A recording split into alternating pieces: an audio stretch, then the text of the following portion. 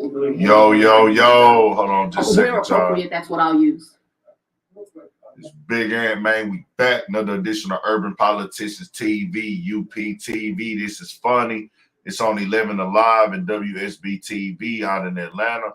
She is announcing 2 new gangs. I'm thinking that are getting indicted. She's announced one called Drug Rich. So who's ever part of Drug Rich, that's next. That's who she's after. She said they are mostly known for breaking in homes and carjackings. I agree with detectives. If this information is listed on social media, it will have chilling effects. We are taking precautions to make sure that that does not happen, that people are protected when they cooperate with the law enforcement and the police, because citizens cooperating is a big part of ridding this from our community. It is the largest part. We here. Drug Rich. For everybody just came in, she announced that they are indicting Drug Rich. They're not actually from Fulton County. I think it's appropriate for witnesses that have information in that investigation to testify. She said that they have been tracking them since 2000. Their crimes go back to 2016. They're actually from DeKalb County, if I'm not mistaken, but they have came over to her county. So she's both of those cases are the same in that they take away our most precious commodity, our children. And today that defendant, the world should know, got life without the possibility of parole plus another 15 years. So that gentleman was a member of a gang, and that's an example of gang violence that we cannot allow in our community.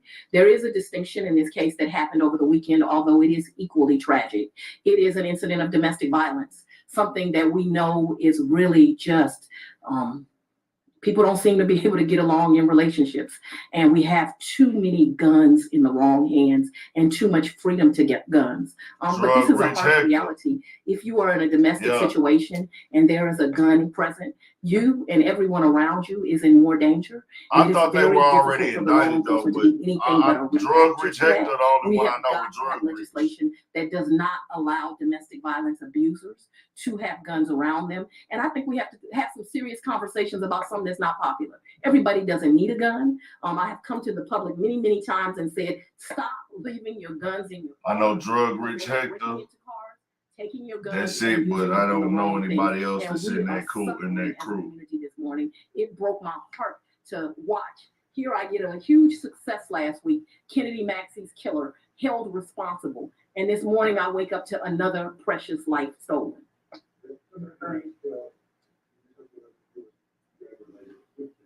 I'm sorry.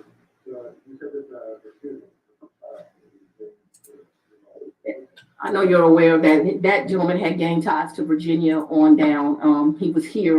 They say I'm picking. Oh yeah, Drug Rich Peso. I don't know if Peso is still Drug Rich. Is he? Back to the special grand jury. You gave us some guidance back in the summer about how long this will go. What do you believe? Hood Rich Pablo 1 is already locked up still, so I don't know, bro. Like we shall see though. How many more subpoenas will send out? How many people you expect to come in before this wraps up? I think we're about 60% through of all of the people that we need to be brought up. I'm pleased with the pace that we're going. There can't be any predictions. As you know, many people are unsuccessfully fighting our subpoenas. We will continue to fight to make sure that the grand jury and the public gets the truth. And I am very hopeful that by the end of this year, I'll be able to send the grand jury on their way. How many are in custody? I had that exact number. I think it's about 18 of them are in custody right now. I know we have 5 that are in the wind. Various places. Yes. Damn, bro, she ain't fucking playing.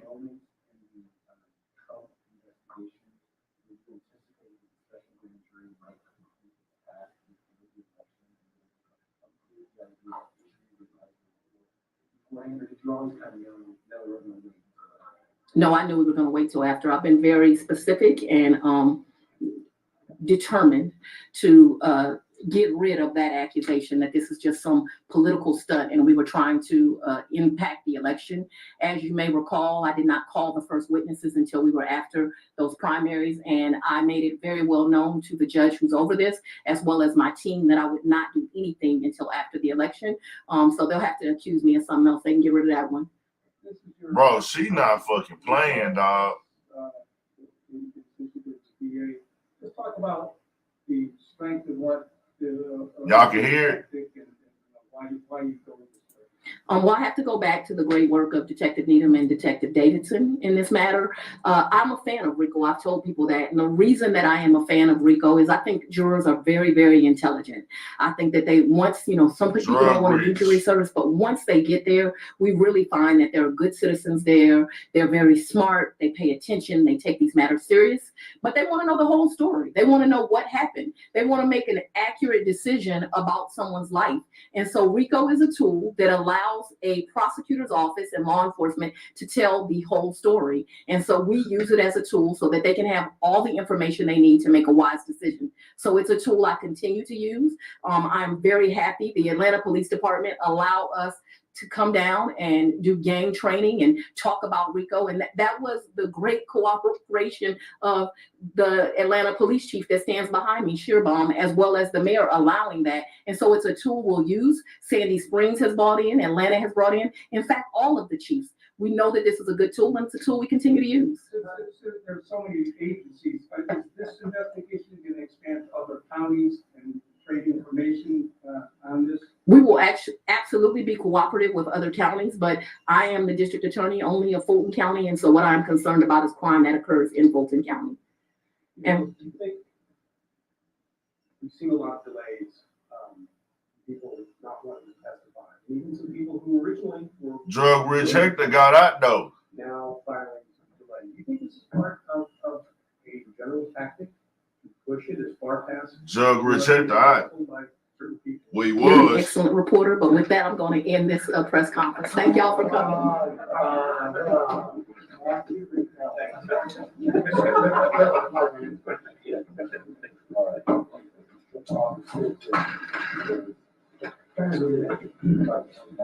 Damn.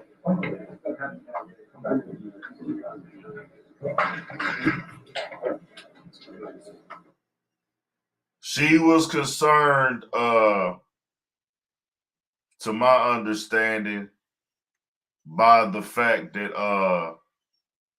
on one of these home invasions, she named a hold on, let me just go back to it.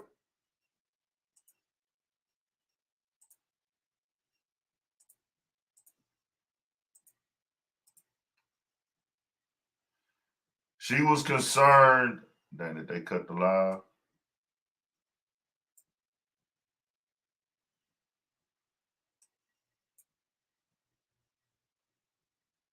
She was concerned with the house being broken into, and a girl was there in a shower, and they actually forced her downstairs. So she's putting a kidnapping charge on them for that.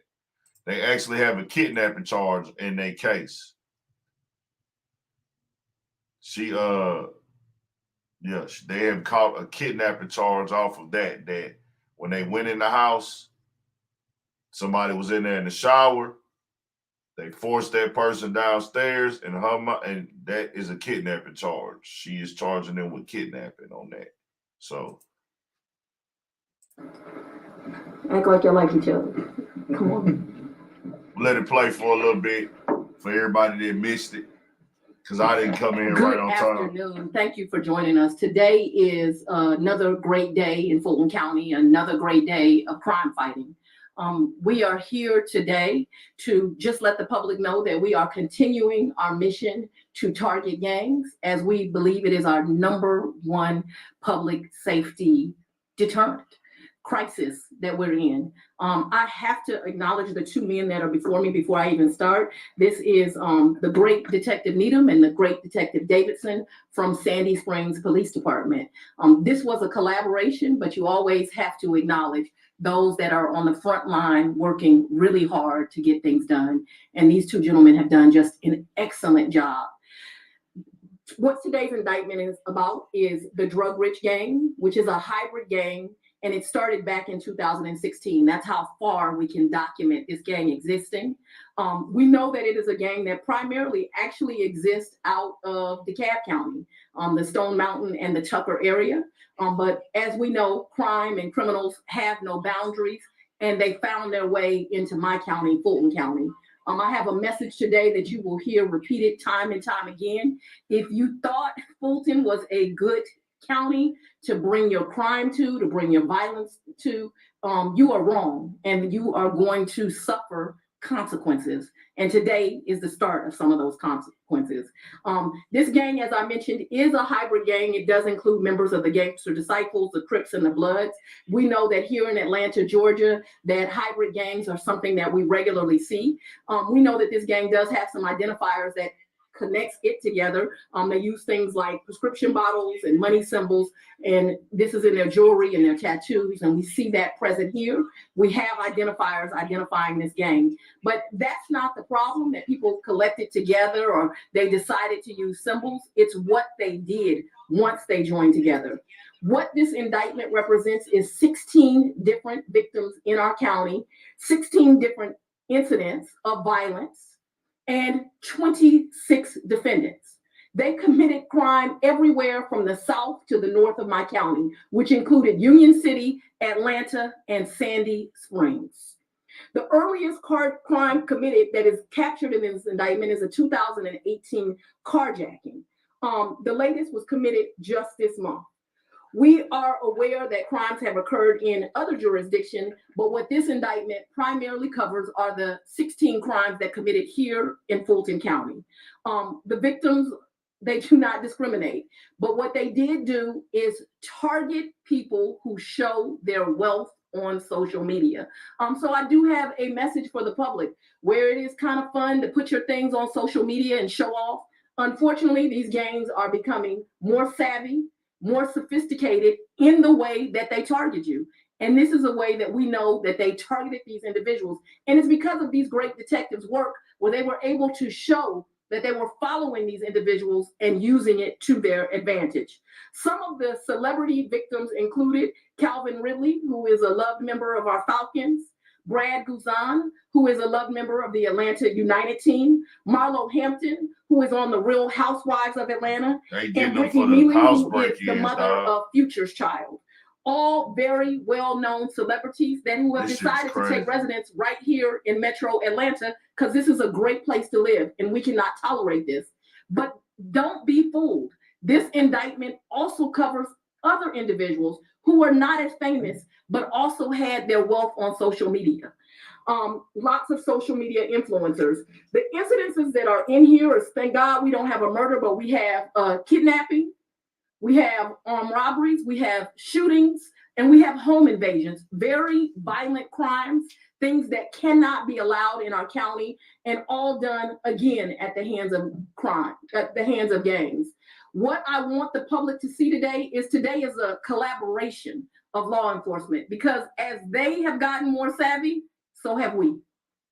And so what you have is a collaboration of the Atlanta Police Department, the Union City Police Department, the United States Attorney's Office is here today, the Fulton County Sheriff, the Marshals, and the Fulton County District Attorney's Office. We are working together. We are working collaboratively, and we have a message, and that is get out of this county or expect to start seeing sentences that go life plus. Because I am not going to negotiate with gang members. I am not going to allow pleas. We are going to find you. We are going to convict you, and we're going to send you to the prison for the rest of your days. And I'm not apologizing for that. Any questions?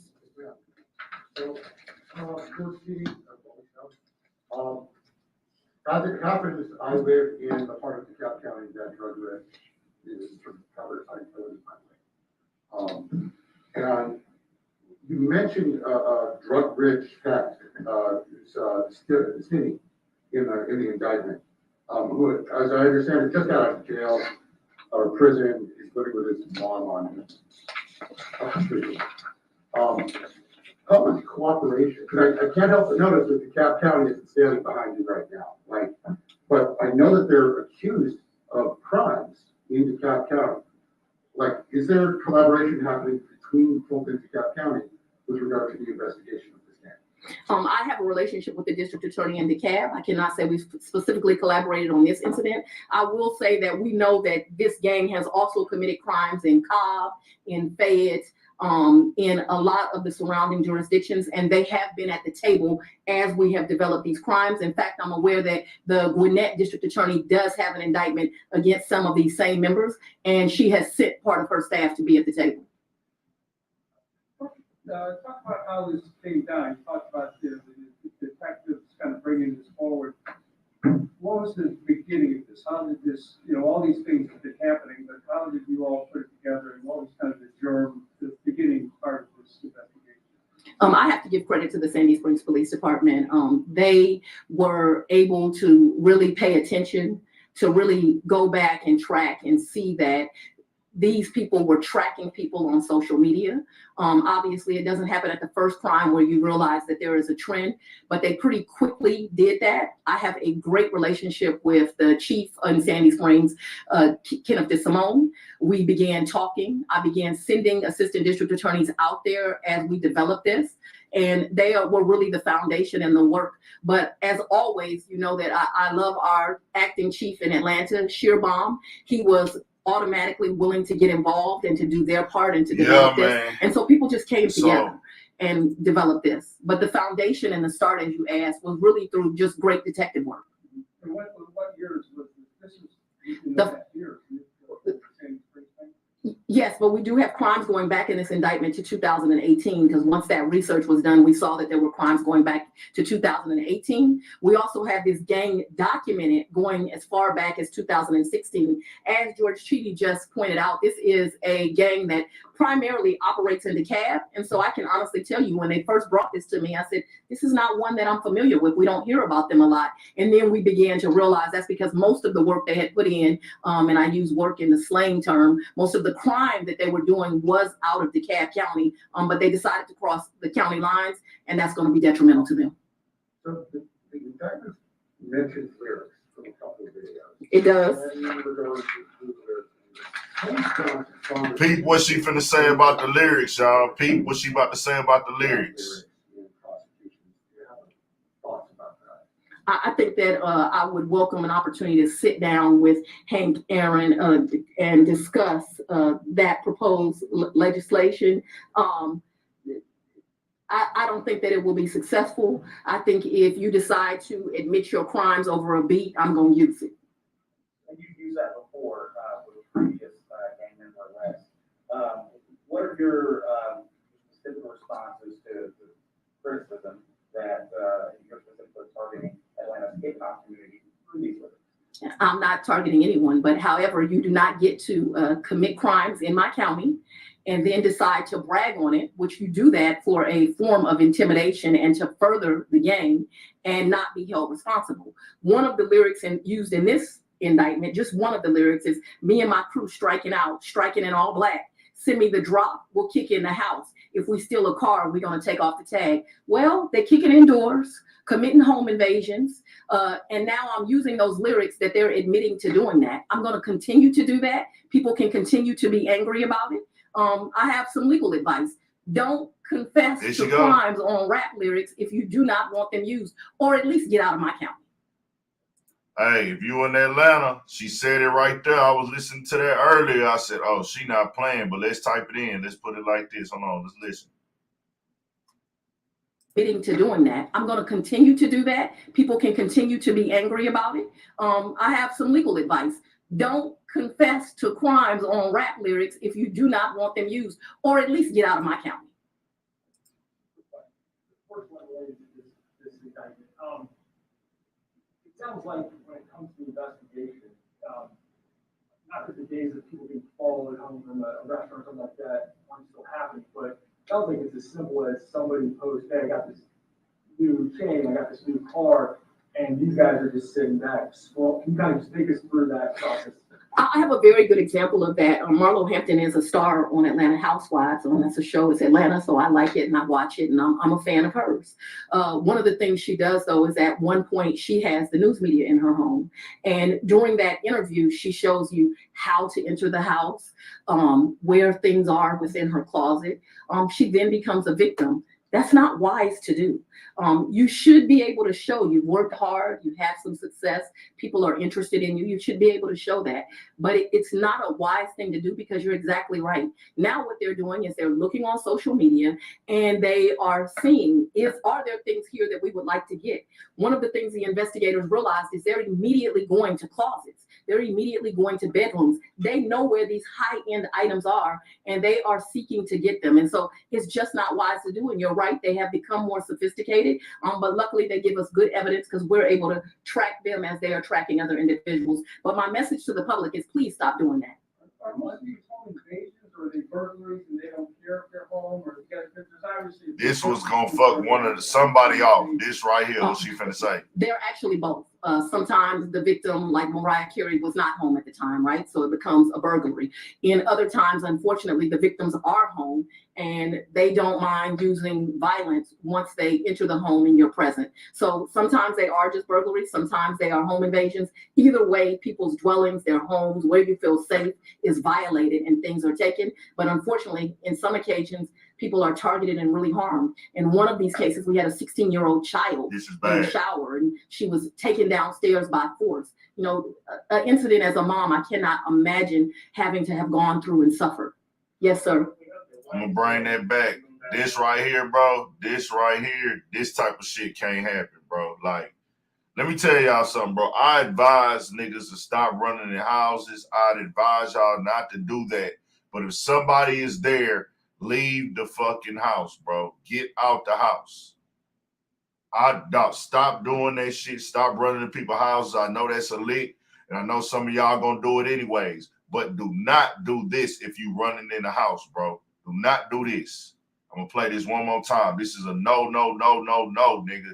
This is a kidnapping charge. In other times, unfortunately, the victims are home and they don't mind using violence once they enter the home and you're present. So sometimes they are just burglaries. Sometimes they are home invasions. Either way, people's dwellings, their homes, where you feel safe is violated and things are taken. But unfortunately, in some occasions, people are targeted and really harmed. In one of these cases, we had a 16-year-old child in the shower, and she was taken downstairs by force. You know, an incident as a mom, I cannot imagine having to have gone through and suffered. Yes, sir.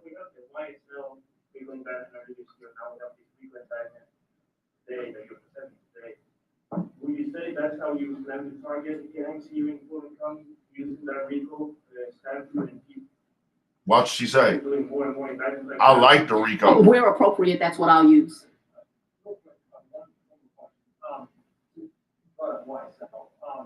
There's been a lot of developments recently, and I hope you could address the witness intimidation, where we kind of stand with this, and also I just had some conversations, with former and current detectives who believe this is going to cause some type of chilling effect. When you start seeing discovery leaked on Instagram, people aren't going to be cooperating anymore with the investigation. So I guess, first off, where are we with Young Thug's case, and then if you have any reaction to that chilling effect? I agree with detectives. If this information is listed on social media, it will have chilling effects. We are taking precautions to make sure that that does not happen, that people are protected when they cooperate with the law enforcement and the police, because citizens cooperating is a big part of ridding this from our community. It is the largest part. Your reaction to Judge McBurney's this morning, telling the governor to testify, but then delaying the testifying until the council election? I think it's appropriate for witnesses that have information in that investigation to testify. Today, we were seeing the same thing about the murder case of Maxie, another 7-year-old was shot over the weekend. How can you ensure parents, the public, that kids are safe? This right here is when it get real, bro. These kids Both getting of those shot. cases are the same in that they take away our most precious commodity, our children. And today that defendant, the world should know, got life without the possibility of parole plus another 15 years. That was today. That gentleman I was was a member of the looking at that. gang, and that's an example of gang violence that we cannot allow in our community. There is a distinction in this case that happened over the weekend, although it is equally tragic. It is an incident of domestic violence, something that we know is really just People don't seem to be able to get along in relationships. And we have too many guns in the wrong hands and too much freedom to get guns. But this is a harsh reality. If you are in a domestic situation and there is a gun present, you and everyone around you is in more danger. And it is very difficult for the law enforcement to be anything but a reactor to that. We have got to have legislation that does not allow domestic violence abusers to have guns around them. And I think we have to have some serious conversations about something that's not popular. Everybody doesn't need a gun. I have come to the public many times and said, stop leaving your guns in your cars because they are breaking into cars, taking your guns and using them from the wrong things. And we are suffering as a community this morning. It broke my heart to watch. Here I get a huge success last week. Kennedy Maxey's killer held responsible. And this morning I wake up to another precious life stolen. Damn, boy. I'm sorry. You said that the shooting of the child was I know you're aware of that. That gentleman had gang ties to Virginia on down. He was here. They say I'm picking on the rap community. He was here to be an aspiring rapper. Just returning back to the special grand jury, you gave us some guidance back in the summer about how long this will go. What do you believe now in terms of how much longer you expect the grand jury? It isn't handled until May, but what is your expectation of how many more subpoenas will send out, how many more people you expect to come in before this wraps up? I think we're about 60% through of all of the people that we need to be brought up. I'm pleased with the pace that we're going. 60% there done. can't be any predictions. As you know, many people are unsuccessfully fighting our subpoenas. We will continue to fight to make sure that the grand jury and the public gets the truth. And I am very hopeful that by the end of this year, I'll be able to send the grand jury on their way. How many are in custody? Oh, I had that exact number. I think it's about 18 of them are in custody right now. I know we have 5 that are in the wind. Various places. Yes. Is there ever a moment in the Trump investigation that you anticipated the special grand jury might complete this past the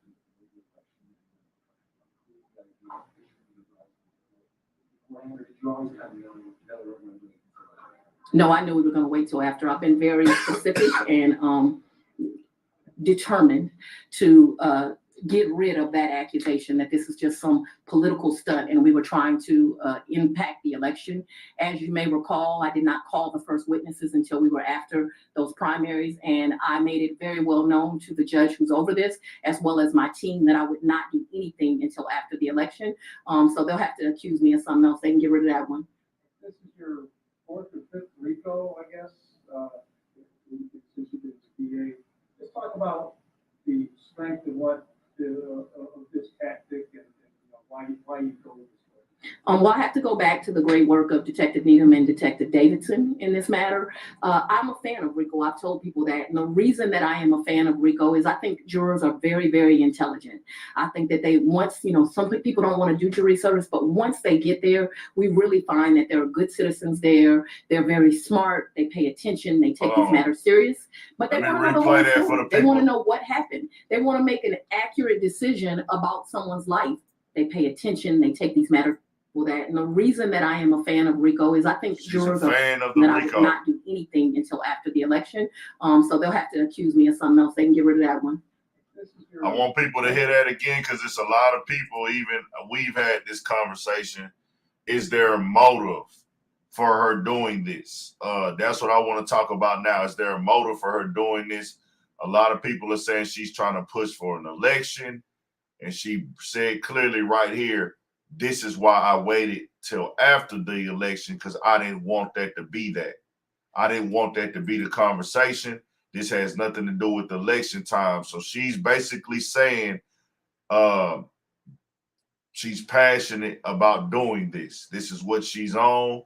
She's tired of innocent people being robbed, kids being killed, and everything of that nature.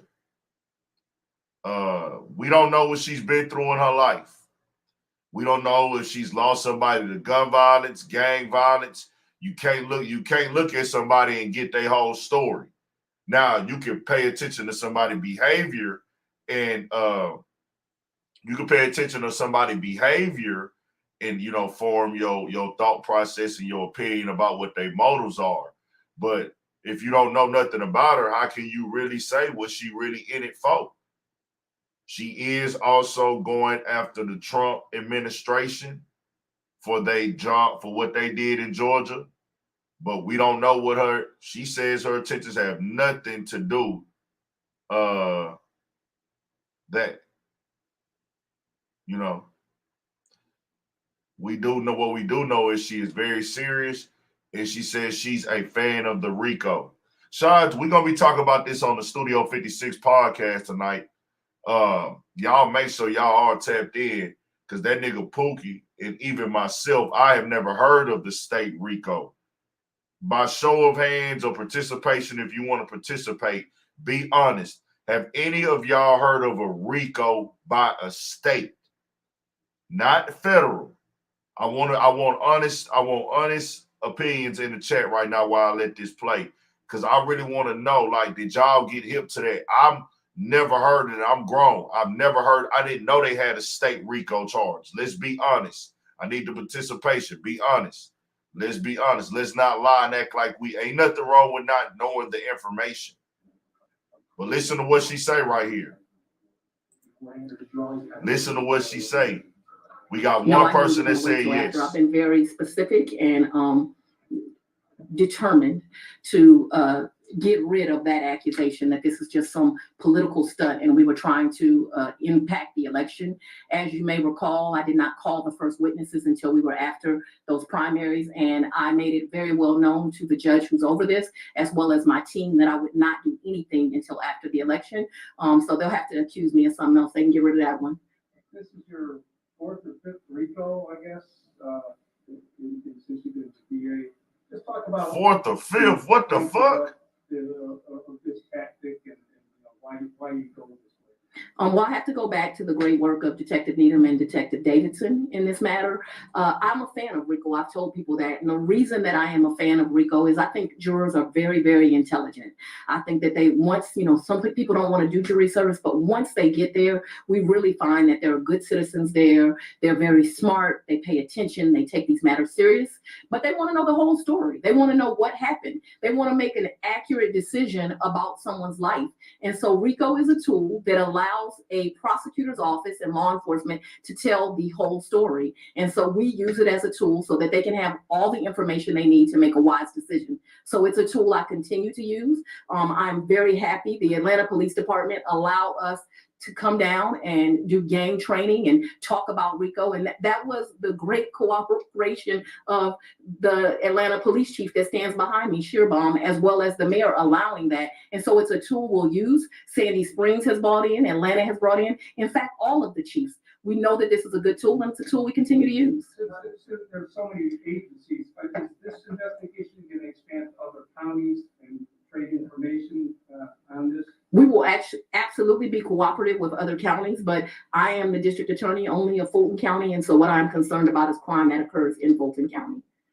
And do you think we've seen a lot of delays, people not wanting to testify, even some people who originally were willing to testify, now filing some delay. Do you think this is part of a general tactic to push it as far past the election as possible by certain people? You're an excellent reporter, but with that, I'm going to end this press conference. Thank y'all for coming. So there you have it. For everybody that just came in, I'll give y'all a rundown real quick. We'll tap in. If anybody want to tap in, let me know. I'll be on here for just a second. Drug Rich. Y'all might have seen Drug Rich before.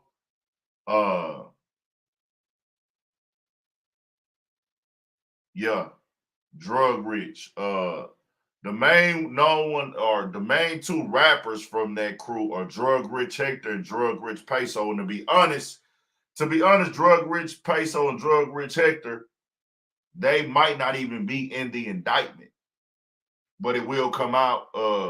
But they the two most known. They was really heavily like fucking with Hood Rich Pablo One. Hood Rich Pablo One. I'll show y'all Drug Rich Hector right now. Let me go to his shit. I'll show y'all Drug Rich Hector. and Drug Rich Peso. I actually used to jam these Hector though. This is Drug Rich Hector. He actually had a song with Peso recently, but let me see what he got going on.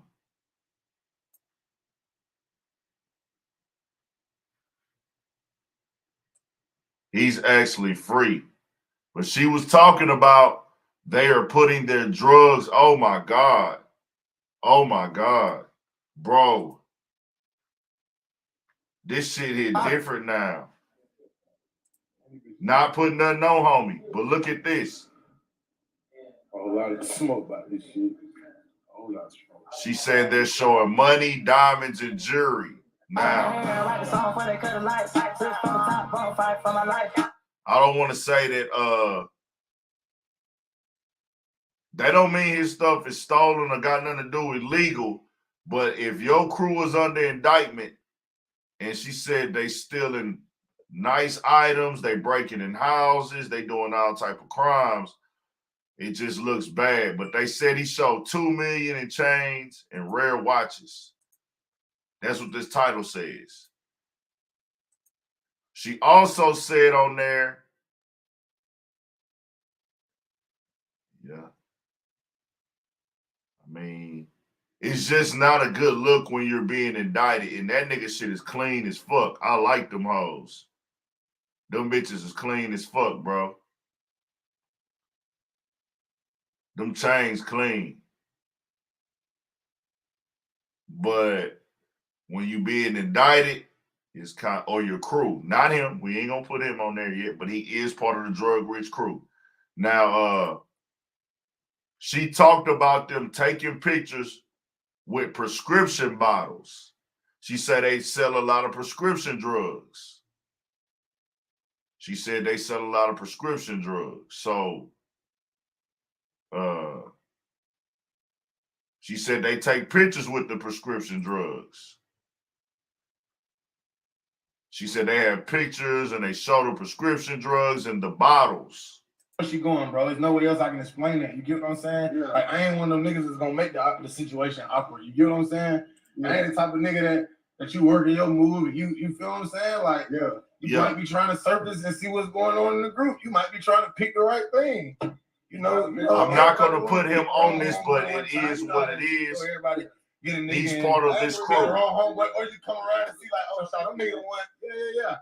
A lot of that shit goes on time to time. That type of shit like tend to be going on.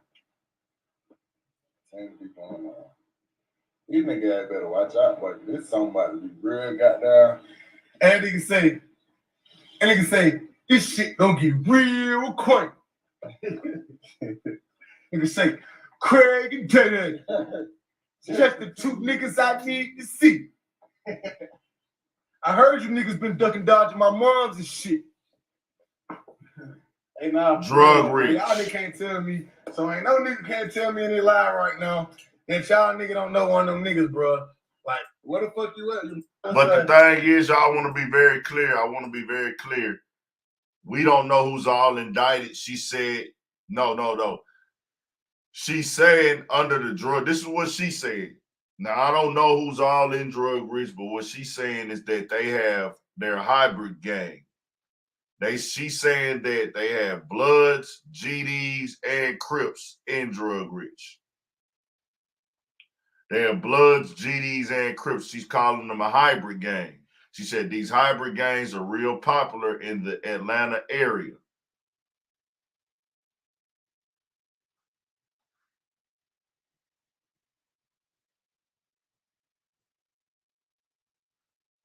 He is indicted? Okay.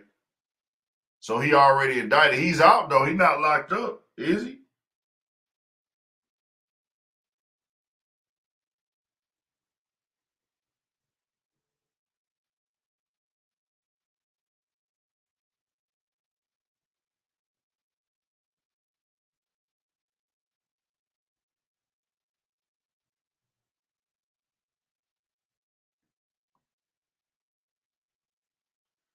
I'm on this page right now. It says, stay safe and get out of Atlanta. Feds on the BS trying to take down the backbones of ATL. He was on here a week ago. So I want to be very clear. I want to be very clear here. I would never go to somebody's comments and say something like that. You better run. You know the trolls are going over there. I don't know if he's indicted or not, bro.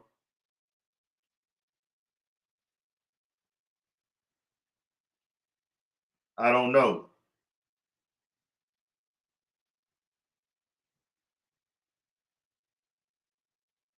I don't know. I can't confirm because I didn't see the list. She said it's 26. No, not 26. It's 20. Yeah, it's 26. They have 18 in custody already. 26, 18 in custody. 5, they don't know where they're at. There are 5 of them, they don't know where they is, she said. Damn. Let me find RX Peso.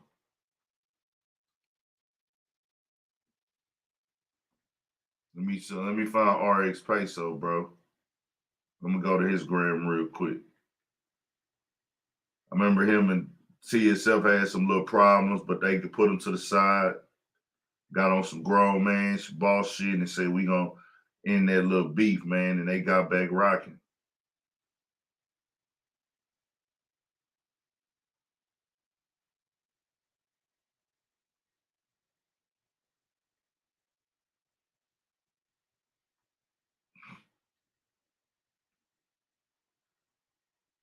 I heard what she said, bro. Don't confess crimes. Don't confess crimes in your music. I'm looking at his gram right now. I just was looking at his gram. I'm on his gram right now. He got 123K. He got 123K. It's up now. Ain't no point in deleting nothing. It ain't no point in deleting nothing. What it is, what it is. So, like with him, I can't confirm. I don't have the indictment yet, and I'm not gonna go look for it either. I'm not gonna go Google it or type it up and search it. Once all the blogs start posting it, then we'll go down through there. But I'm not gonna go look it up. The problem, from what I'm gonna tell y'all, the mistake that was made, and he might not even be the nigga that's part of the indictment. She said it's about 60% done. Her indictments are 60% done, meaning she got more to do. So they said her total time, she's done 4 or 5.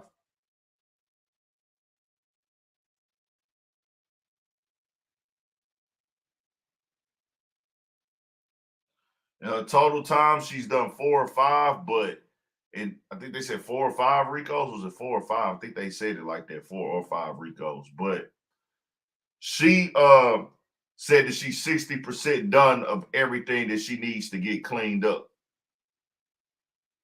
So 60% done means, damn,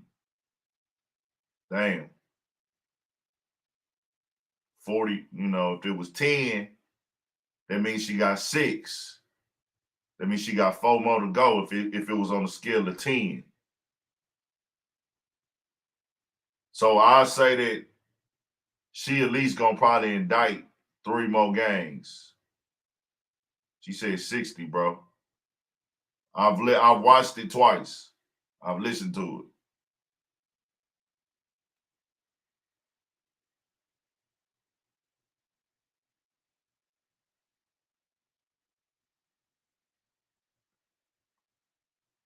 I don't think she's the reason why she getting them up out of here, bro, is because, let's be clear, dog. Let's be very clear. The braggadocious side of it. She said it, bro. She telling it directly. They're committing crimes and rapping about it. And from her energy that she's speaking on, she taking that as a slap in the face. That's what she said. That's her truth. I can only go off of what she say, bro. I can't go off of nothing else. This is RX Peso. I don't want to put their name on social media as a post, because on here I can speak and say that they are part of this crew, but this does not mean that, you know, they actually did it.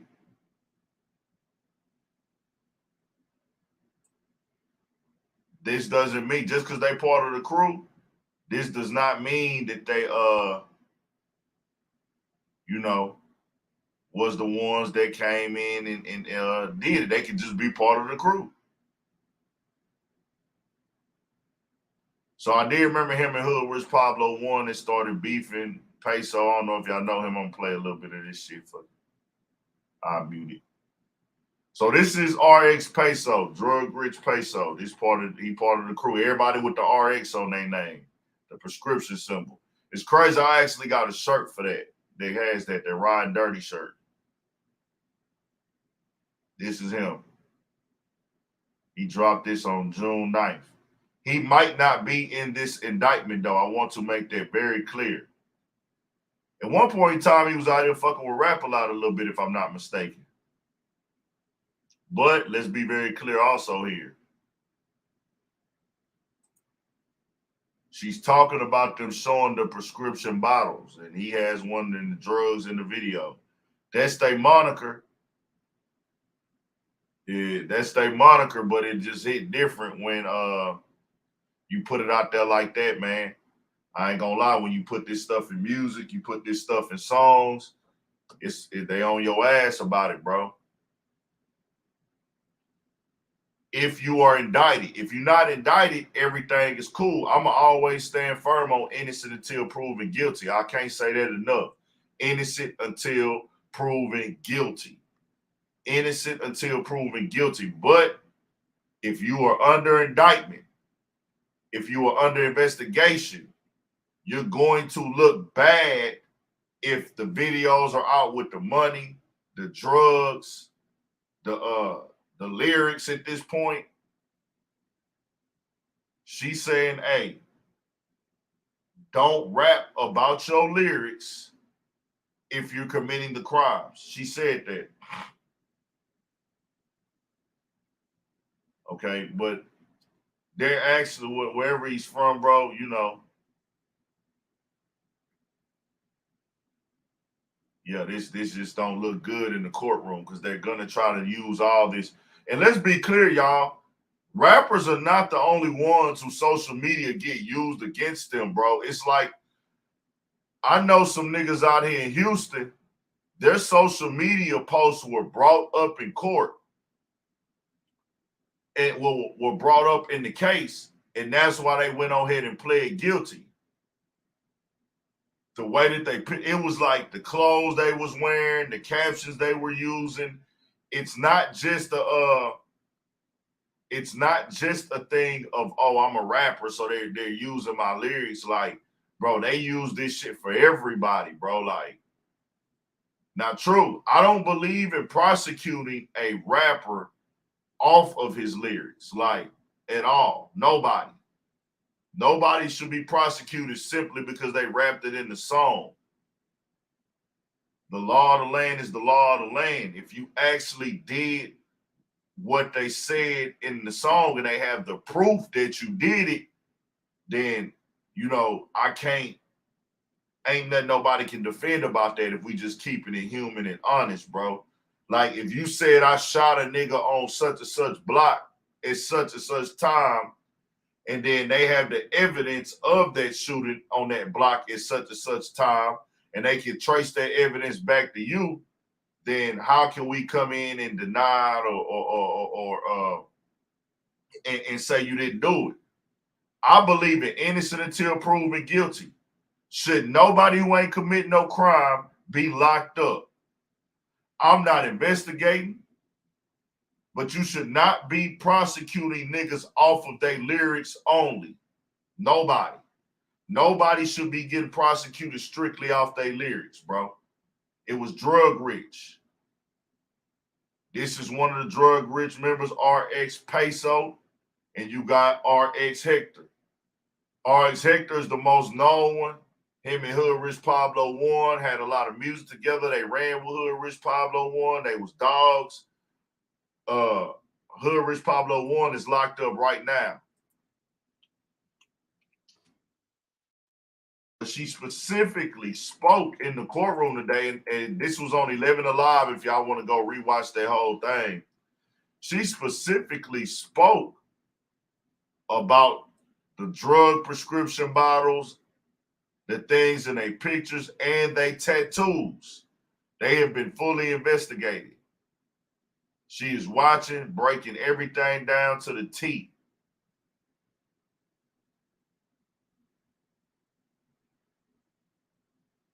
Let me see what he on. Hold on. This the one I remember too. I used to jam Transport yourself to the. I actually used to jam this track right here. I don't want to play it though. I don't want this all to be fucked up. But this is Drug Rich Hector. Hood Rich Pablo actually says his name in this song. This is Drug Rich Hector.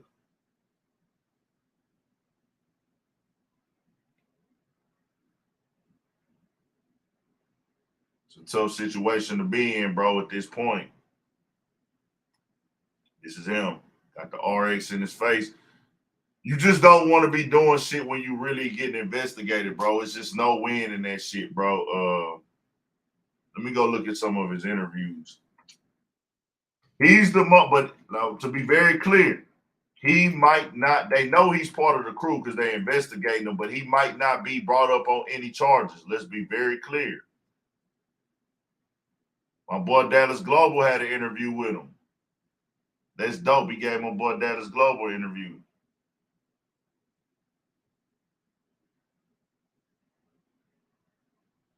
Fucking with little CJ. Yeah, little CJ was fucking with them in Atlanta. What's up with it, Hick? Yes, sir. Hey, bro, so look, let me ask you a few questions. Let me get a quick interview with you. I ain't gonna lie, I'm a fan. What's happening? What's happening? I don't got to run it down. Shit, Run down. now, bro, like right before you went to jail, you know, the hood wolf. I think that hoe came out right before you went to jail, right? Yeah. My bad, y'all. I'm on the wrong shit. When that hoe dropped, niggas was really fucking with that shit. You know what I'm saying? Yeah, like, sure. You feel like that's one of your favorite verses out, or? Nah. Ooh, with that motherfucker though, I fuck with it though. Yeah. Now, shit, how shit changed after that? You know, I just went to jail, you know what I'm saying? Like, it was like so much shit dealing with goddamn folk, eating up the flow, so I just switched it up.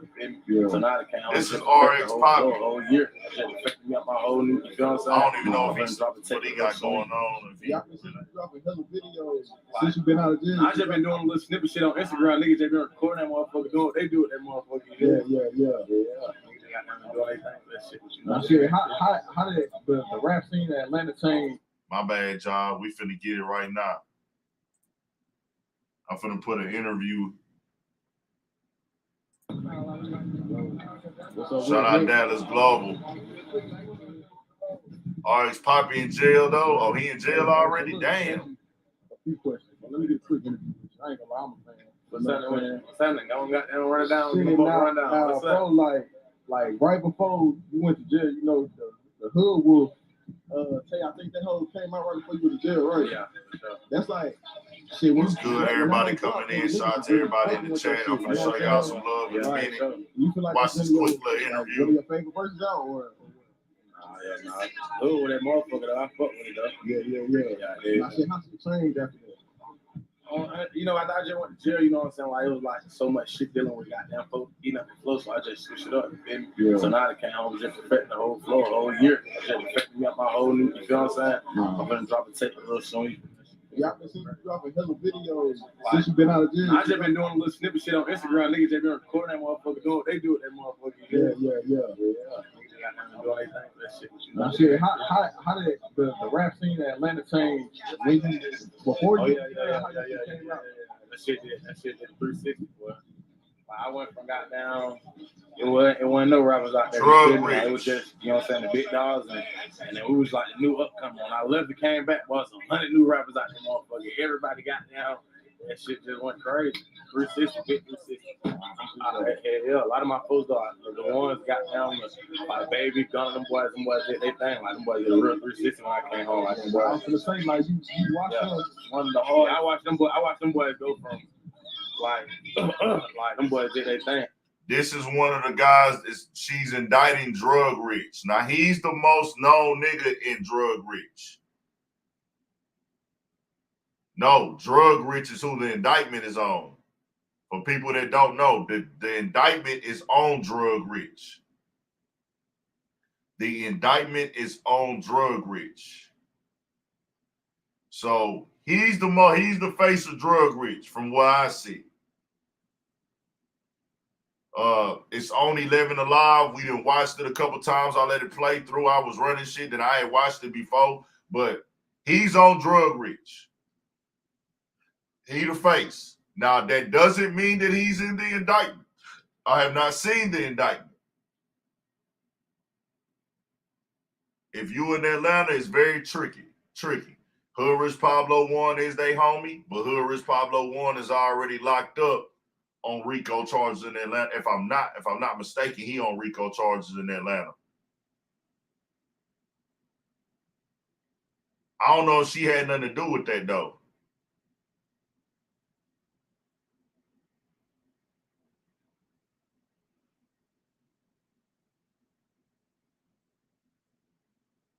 This just ain't good.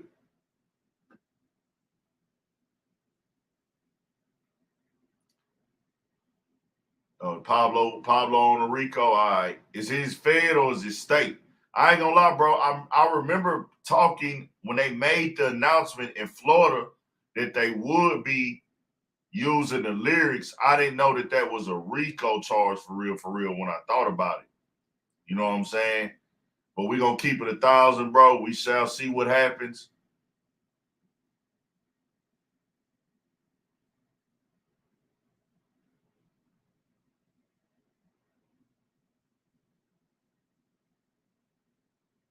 Yeah, Hector is the face, most definitely.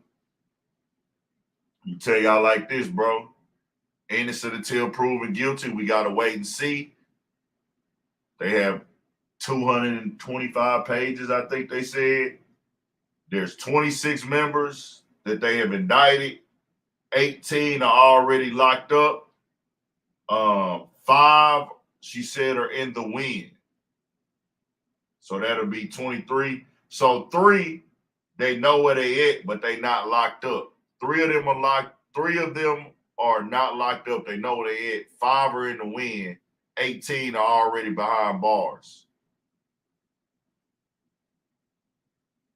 She said they committed crimes in Fulton County. That's how she can indict them, from what she says. She says they also have committed, this is what she said. I say innocent until proven guilty. She said they have also committed crimes in Gwinnett. Carter Preston. No, they are not. Not on it. No.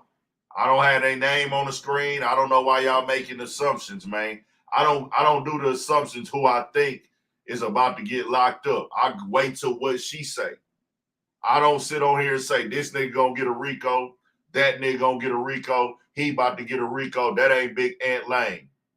No, they got indictments. Some of these guys got indictments in Gwinnett also. She said that in the press conference. Let me go put that press conference right there real quick. It's on 11 Alive. If y'all just want to go watch that, we broke that. We went down there through it. We watched it earlier. We pointed out the key things. There's several key things that she said. If you're rapping about lyrics of committing crimes in her city, she is going to lock your ass up for it. She's saying that straight up.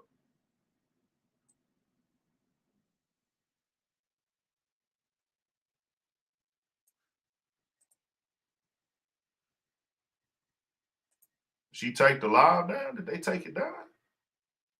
Oh, okay, here you go. Let me get to it.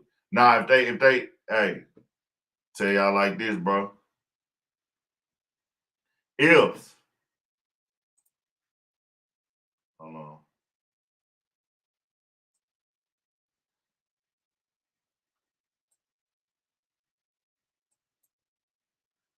So she said a lot today.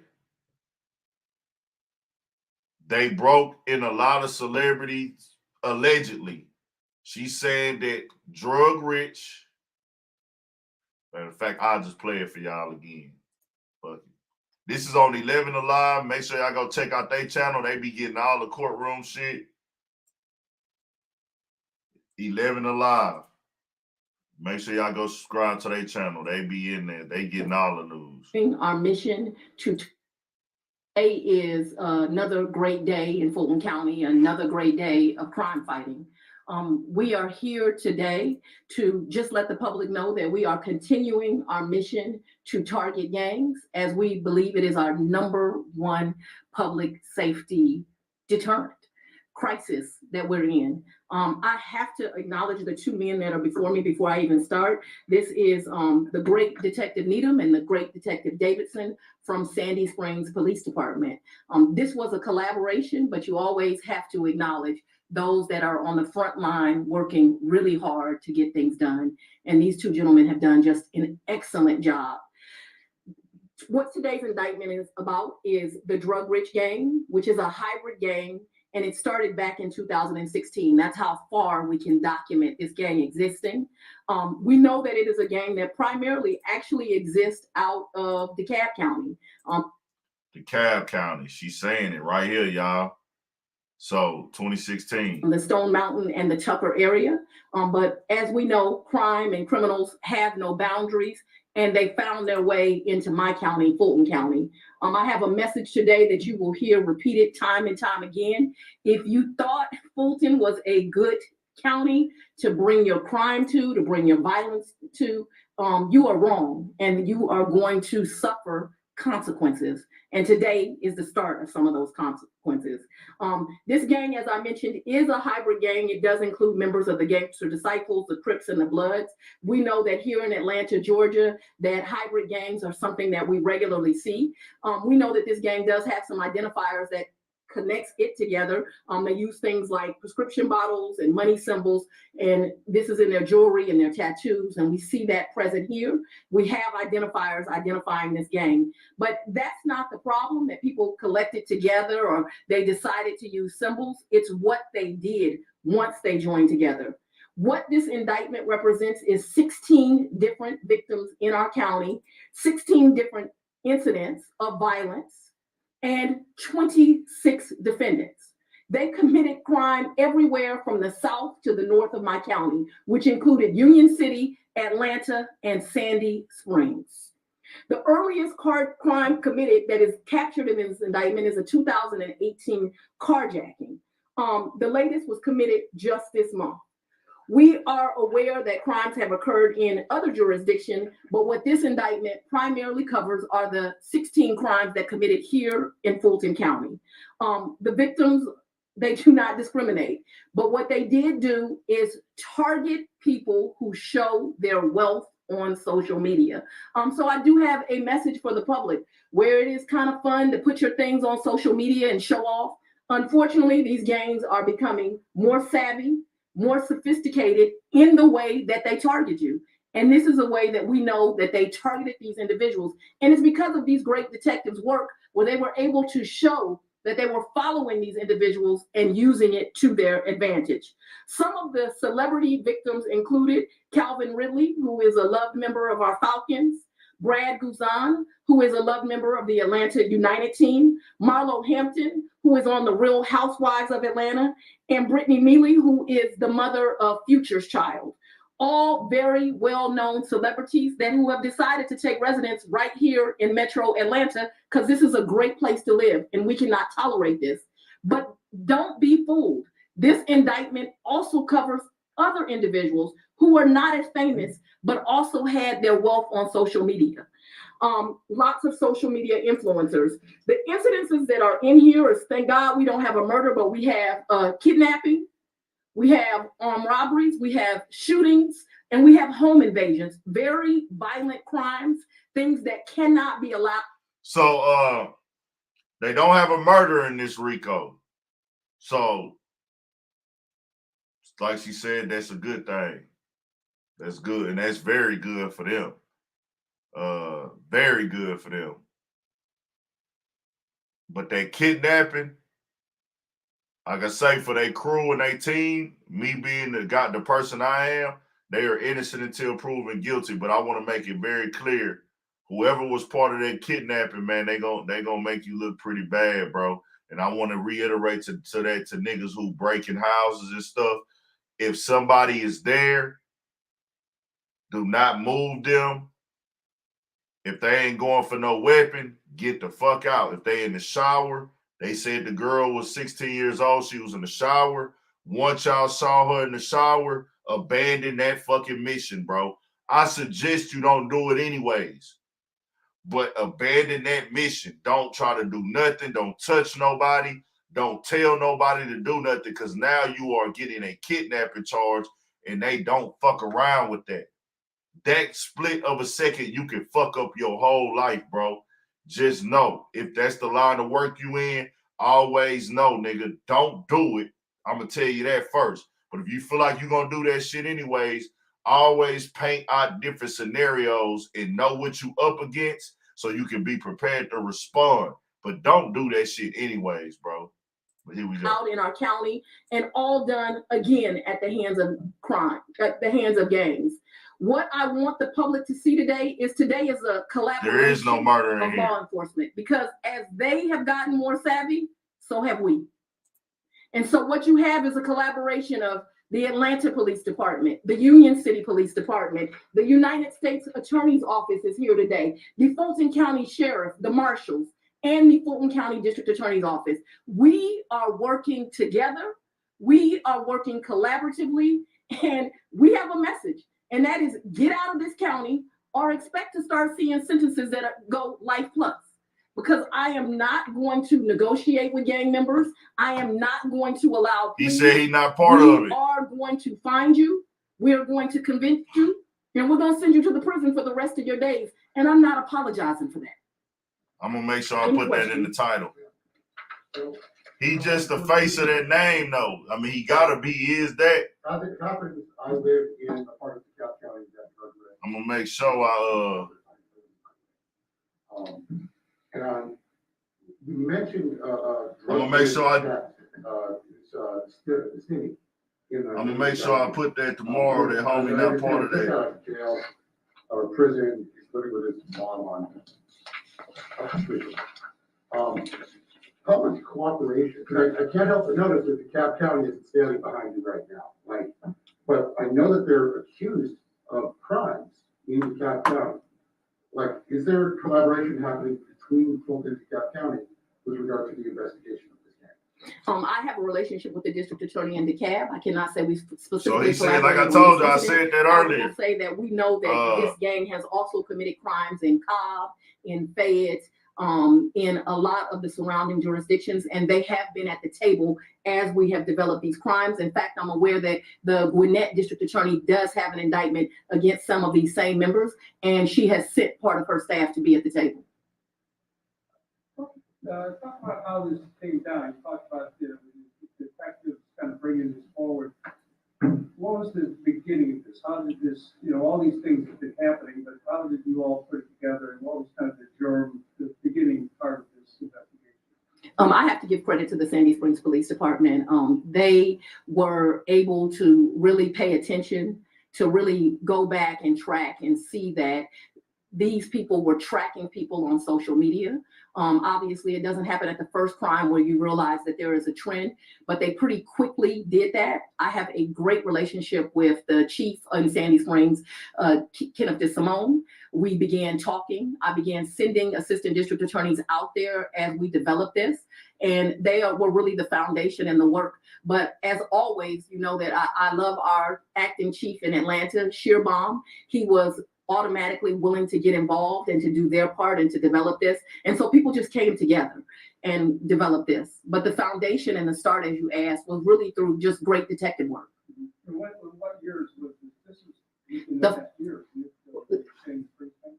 Yes, but we do have crimes going back in this indictment to 2018, because once that research was done, we saw that there were crimes going back to 2018. We also have this gang documented going as far back as 2016. As George Cheedy just pointed out, this is a gang that primarily operates in DeKalb. And so I can honestly tell you, when they first brought this to me, I said, this is not one that I'm familiar with. We don't hear about them a lot. And then we began to realize that's because most of the work they had put in, and I use work in the slang term, most of the crime that they were doing was out of DeKalb County, but they decided to cross the county lines, and that's going to be detrimental to them. So the indictment mentions lyrics from a couple of videos. It does. And we were going through the lyrics. How do you respond to congressmen that propose legislation to limit use of rap lyrics in prosecutions? Do you have thoughts about that? I think that I would welcome an opportunity to sit down with Hank Aaron and discuss that proposed legislation. I don't think that it will be successful. I think if you decide to admit your crimes over a beat, I'm going to use it. And you've used that before with previous. Bring that back. What are your? I'm going to use it. And you've used that before with previous. Hank Aaron and discuss that proposed legislation. I don't think that it will be successful. I think if you decide to admit your crimes over a beat, I'm going to use it. And you've used that before with previous gang member arrests. What are your specific responses to criticism that you're specifically targeting Atlanta's hip hop community through these lyrics? I'm not targeting anyone, but however, you do not get to commit crimes in my county and then decide to brag on it, which you do that for a form of intimidation and to further the gang and not be held responsible. One of the lyrics used in this indictment, just one of the lyrics, is me and my crew striking out, striking in all black. Send me the drop, we'll kick in the house. If we steal a car, we're gonna take off the tag. Well, they kicking indoors, committing home invasions, and now I'm using those lyrics that they're admitting to doing that. I'm gonna continue to do that. People can continue to be angry about it. I have some legal advice. Don't confess to crimes on rap lyrics if you do not want them used, or at least get out of my county. The first one related to this indictment. It sounds like when it comes to the investigation, not that the days of people being followed home from a restaurant or something like that aren't still happening, but it sounds like it's as simple as somebody posts, hey, I got this new chain, I got this new car, and these guys are just sitting back. Well, can you kind of just take us through that process? I have a very good example of that. Marlo Hampton is a star on Atlanta Housewives, and that's a show. It's Atlanta, so I like it and I watch it, and I'm a fan of hers. One of the things she does, though, is at one point she has the news media in her home, and during that interview, she shows you how to enter the house, where things are within her closet. She then becomes a victim. That's not wise to do. You should be able to show you've worked hard, you have some success, people are interested in you. You should be able to show that. But it's not a wise thing to do, because you're exactly right. Now what they're doing is they're looking on social media and they are seeing, are there things here that we would like to get? One of the things the investigators realized is they're immediately going to closets. They're immediately going to bedrooms. They know where these high-end items are, and they are seeking to get them. And so it's just not wise to do. And you're right, they have become more sophisticated, but luckily they give us good evidence because we're able to track them as they are tracking other individuals. But my message to the public is please stop doing that. Are most of these home invasions, or are they burglaries and they don't care if they're home? Or because there's obviously a big difference between burglary and home invasion. They're actually both. Sometimes the victim, like Mariah Carey, was not home at the time, right? So it becomes a burglary. In other times, unfortunately, the victims are home and they don't mind using violence once they enter the home and you're present. So sometimes they are just burglaries. Sometimes they are home invasions. Either way, people's dwellings, their homes, where you feel safe is violated and things are taken. But unfortunately, in some occasions, people are targeted and really harmed. In one of these cases, we had a 16-year-old child in the shower and she was taken downstairs by force. You know, this is bad. An incident as a mom, I cannot imagine having to have gone through and suffered. Yes, sir.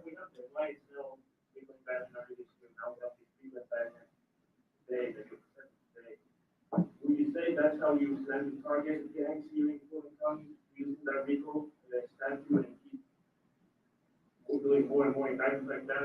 Where appropriate, that's what I'll use. We've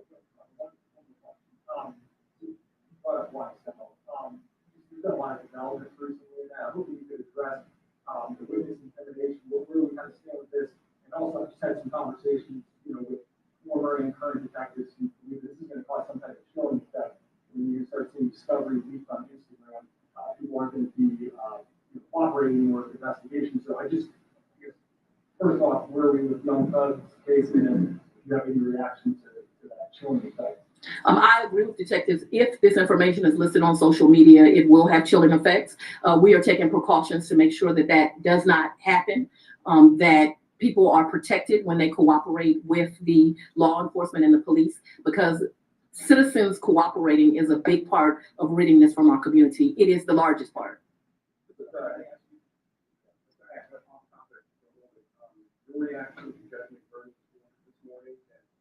Telling the governor to testify, but then delaying the testifying until after the election.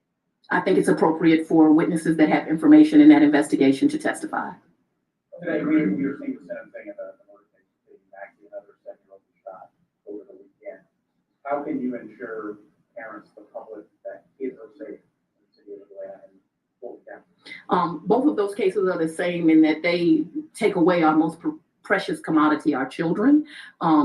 And today that defendant, the world should know, got life without the possibility of parole plus another 15 years. So that gentleman was a member of a gang, and that's an example of gang violence that we cannot allow in our community. There is a distinction in this case that happened over the weekend, although it is equally tragic. It is an incident of domestic violence, something that we know is really just, people don't seem to be able to get along in relationships. And we have too many guns in the wrong hands and too much freedom to get guns. But this is a harsh reality. If you are in a domestic situation and there is a gun present, you and everyone around you is in more danger. And it is very difficult for the law enforcement to be anything but a reactor to that. We have got to have legislation that does not allow domestic violence abusers to have guns around them. And I think we have to have some serious conversations about something that's not popular. Everybody doesn't need a gun. I have come to the public many, many times and said, stop leaving your guns in your cars because they are breaking into cars, taking your guns and using them from the wrong things. And we are suffering as a community this morning. It broke my heart to watch. Here I get a huge success last week. Kennedy Maxey's killer held responsible. And this morning I wake up to another precious life stolen.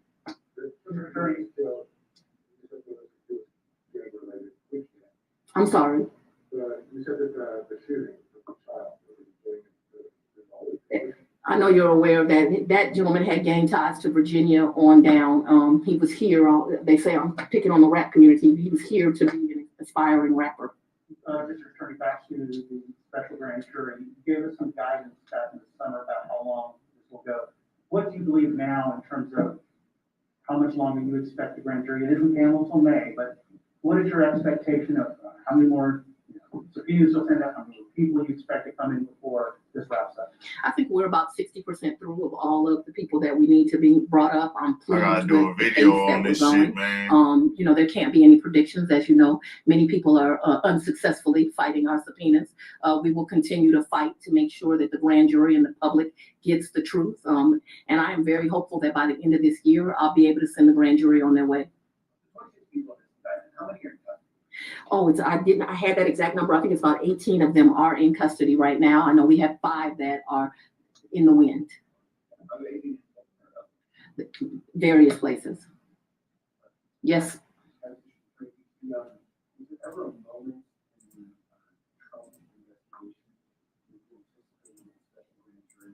What I want people to really just do,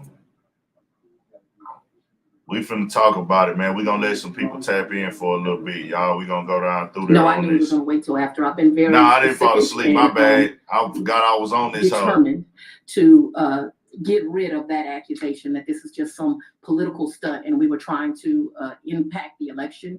As you may recall, I did not call the first witnesses until we were after those primaries, and I made it very well known to the judge who's over this, as well as my team, that I would not do anything until after the election.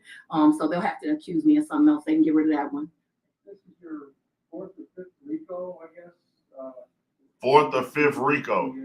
Let's talk about the strength and what That is crazy. of this tactic and why you go.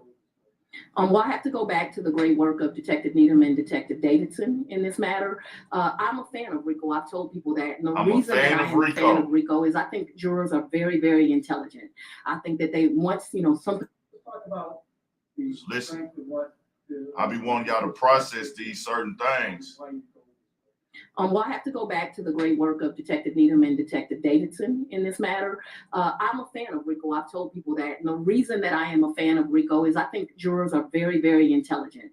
I think that they once, some people don't want to do jury service, but once they get there, we really find that there are good citizens there. They're very smart. They pay attention. They take these matters serious, but they want to know the whole story. They want to know what happened. They want to make an accurate decision about someone's life. And so RICO is a tool that allows a prosecutor's office and law enforcement to tell the whole story. And so we use it as a tool so that they can have all the information they need to make a wise decision. So it's a tool I continue to use. I'm very happy the Atlanta Police Department allowed us to come down and do gang training and talk about RICO. And that was the great cooperation of the Atlanta police chief that stands behind me, Shearbaum, as well as the mayor allowing that. And so it's a tool we'll use. Sandy Springs has brought in, Atlanta has brought in fact, all of the chiefs. We know that this is a good tool. Oh, they actually did this last week. There's so many agencies. So people really already know about this shit. Information on this. We will absolutely be cooperative with other counties, but I am the district attorney only of Fulton County, and so what I'm concerned about is crime that occurs in Fulton County. And do you think we've seen a lot of delays, people not wanting to testify, even some people who originally were willing to testify. Now, Oh, okay. He said he's not in the indictment. Yeah. A general tactic. He is not in the indictment. Election is possible by certain people. you're an excellent reporter, but with that, I'm going to end this. Let me read this tweet. She ended it right there. I want to be clear. I'm going to go make a video on this because I don't want to be that guy. It says prominent is a strong word because this is the tweet that came out with it from a writer in Atlanta, George Chitty. He said the press conference is going to be about the 220 count indictment released last week of the drug-rich gang, which had been allegedly doing home invasions of celebrities and others in North Fulton County. Yes, there are rappers in it, drug-rich Heck being the most prominent. He said prominent is a strong word, of course. Steele himself isn't actually in the indictment, even though he is the best known supporter. Notably, Drug Rich is a DeKalb County gang in my own neighborhood near Stone Mountain. They just tagged the gas station up the street from me. Among others, the crew allegedly robbed the houses of Mariah Carey and Real Housewives of Atlanta. So this has already been making the news and stuff like that. This is from October. Okay. Yeah. So that's that. Drug Rich Hector is good. Drug Rich Hector is good.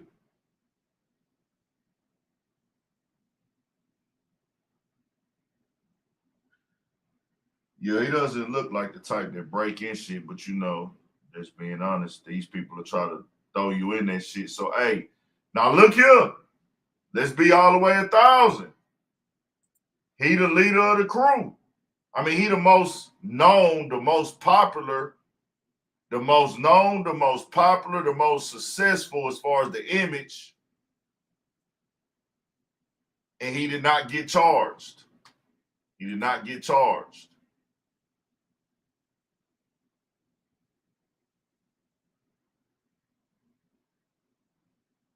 He did not get charged. He's not charged. So,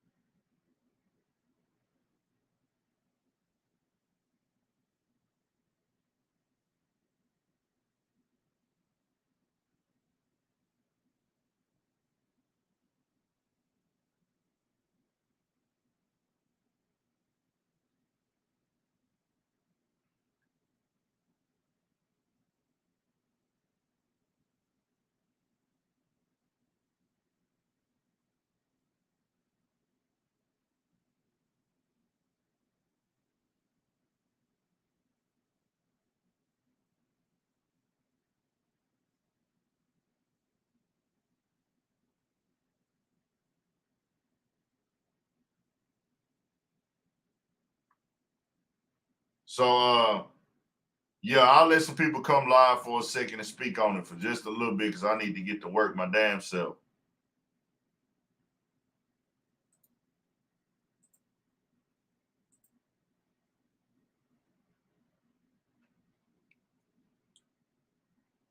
I gotta get some shit done. If anybody want to come in real quick, y'all can come in.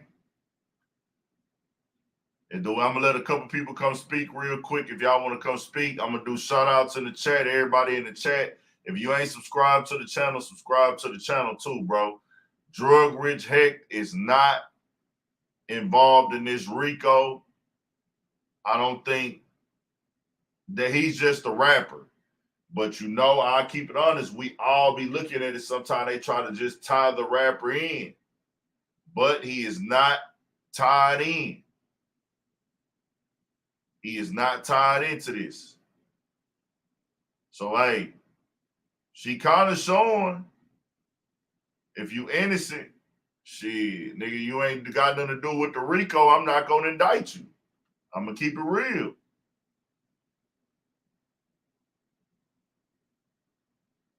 Like, she keeping it real. Like, on that part, like, he not involved in this shit.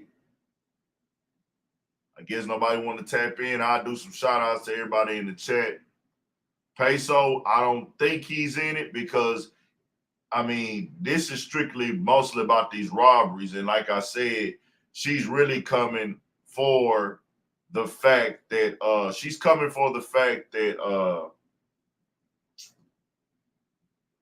that kidnapping. I'm pretty sure it's that kidnapping, and she's looking at it like they're terrorizing, from her words, like y'all are just taking stuff from people and y'all looking at searching people's homes and shit like that.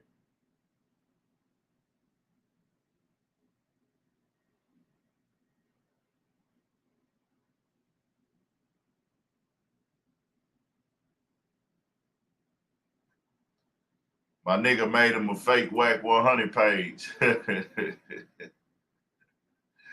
This nigga got a Whack 100 page. And why is people talking about snitching, bro? Ain't nobody being called no snitch at all. Nobody got called no snitch. Since ain't nobody tapping in, ain't nobody in this case snitching or none of that. I want to make it very clear, RX Heck, Drug Rich Hector is not indicted on this. He's not indicted. I want to make that very clear. He's just the most popular, so people gonna automatically think that he's indicted. Yeah, state RICO, that's some new shit that we just got made popular. We know it's a thing now. You got to click the link, bro. I just dropped the link. But you got to cut your camera on real quick, man, today, too. Get it done like as soon as possible. I'm only going to stay on here a little bit longer. I'll let some people tap in.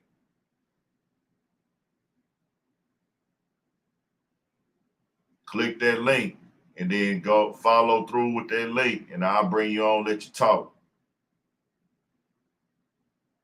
We got TK Kirkland in the house, y'all. Yeah, Hector just recently got out of jail.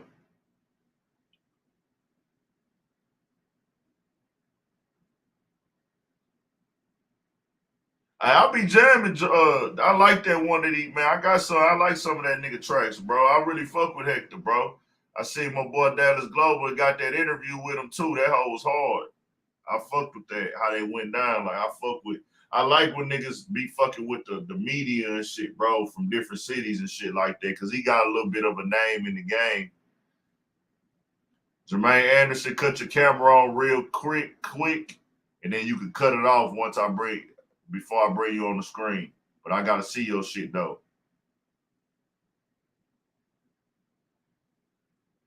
Shout out Knee for Knee. Shout out to everybody in the chat. Up top, Fetty. All right, if you want to, you can cut your camera off. If you want to, it's up to you. Up top. All right, I'm gonna bring you on up top. Jermaine, you need to bring your camera on still. But up top, if you want your camera on, if you want your camera off, you can cut it off. Is you good? I guess he want to leave his camera on. Bet. Y'all, show was good, G. Wait, Trevor, what it do, big homie? What's going down, man? Where you from? Man, you already know, man. You got the echo. Hold on. Real quick. X out the man. Hold on. X out the YouTube link. Because we can hear the echo. You gotta X out that link. Or talk real quick. Hold on. Oh, we good now. We good. You shit. You good? Shit, look, I can't hear you. Oh, you can't hear us? Nah, it's low. It's kind of low. Let me see. Might have to cut your volume. I'm gonna cut it off. Cut it back. Hold on. Let me see. If anybody else want to come in right now. I'm giving y'all an opportunity. Y'all know I rock with the chat. Everybody that be watching, I let everybody come on and speak. As long as you ain't doing no hating or pushing no crazy weird shit, I do let people come on here and speak often. I let people get their brands off, their businesses off. As long as you really putting that work in, we gonna show love. Grab the link. This is your time. I'm telling y'all, grab the link. If you want to get in, this is it. Grab the link. Cut your camera on backstage. If yours is messing up top, Fetty, you can go re-grab another one out the chat. I'm dropping 2 more down there. Go grab either one. They both good. If anybody want to come on and speak, you may come on and speak. I don't know why y'all keep throwing all these names out there, bro. That shit is crazy. Like, why do y'all do that?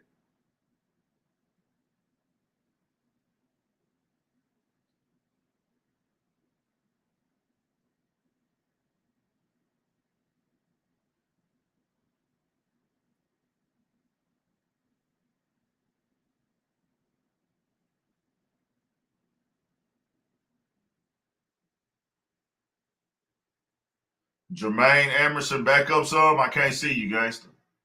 I bet. If you ain't got no shirt on, cut your camera off for sure. You got a shirt on? Okay, you good. All right, I'll bring you on, bro. I'm going to bring you on. If you want to cut your camera off, cut it off now. 5, 4, 3, 2, 1. You on there, my guy. Yeah. Hey, you got to X out the All other. right. 4, 3, 2, 1. Nah. X out the other. What's up, baby? Hold on, he don't know how to exit. Hey, homie, I got you muted right now. You got to X out the YouTube link because the echo is picking up on the screen. The echo is picking up on the screen. Bree Sade, cut your camera on real quick. Up top, Fetty, you good? I'm bringing you on. Now, Jermaine Emerson, X out that link. Bree Sade, cut yours on, and that'll be enough people for right now. Polaroid Perry, you got to wait. Hey, about to go live, baby. Okay, what's going down, Jermaine? Hey, what's up, homie? Where you from, G? Man, I'm from Acres Home, man, but I'm staying on the south side right here off of here 16 and You good. That's for sure. Shout out to the south, man. We right. Yeah, man, but I'm a real life Acres Home nigga, Granville, Wesley nigga, MC went, but now it ain't about that. But look, this what I'm saying, bro. And I understand what you're saying, brother. But when you involved in these streets, that's what it is. You signed up for this. I don't care.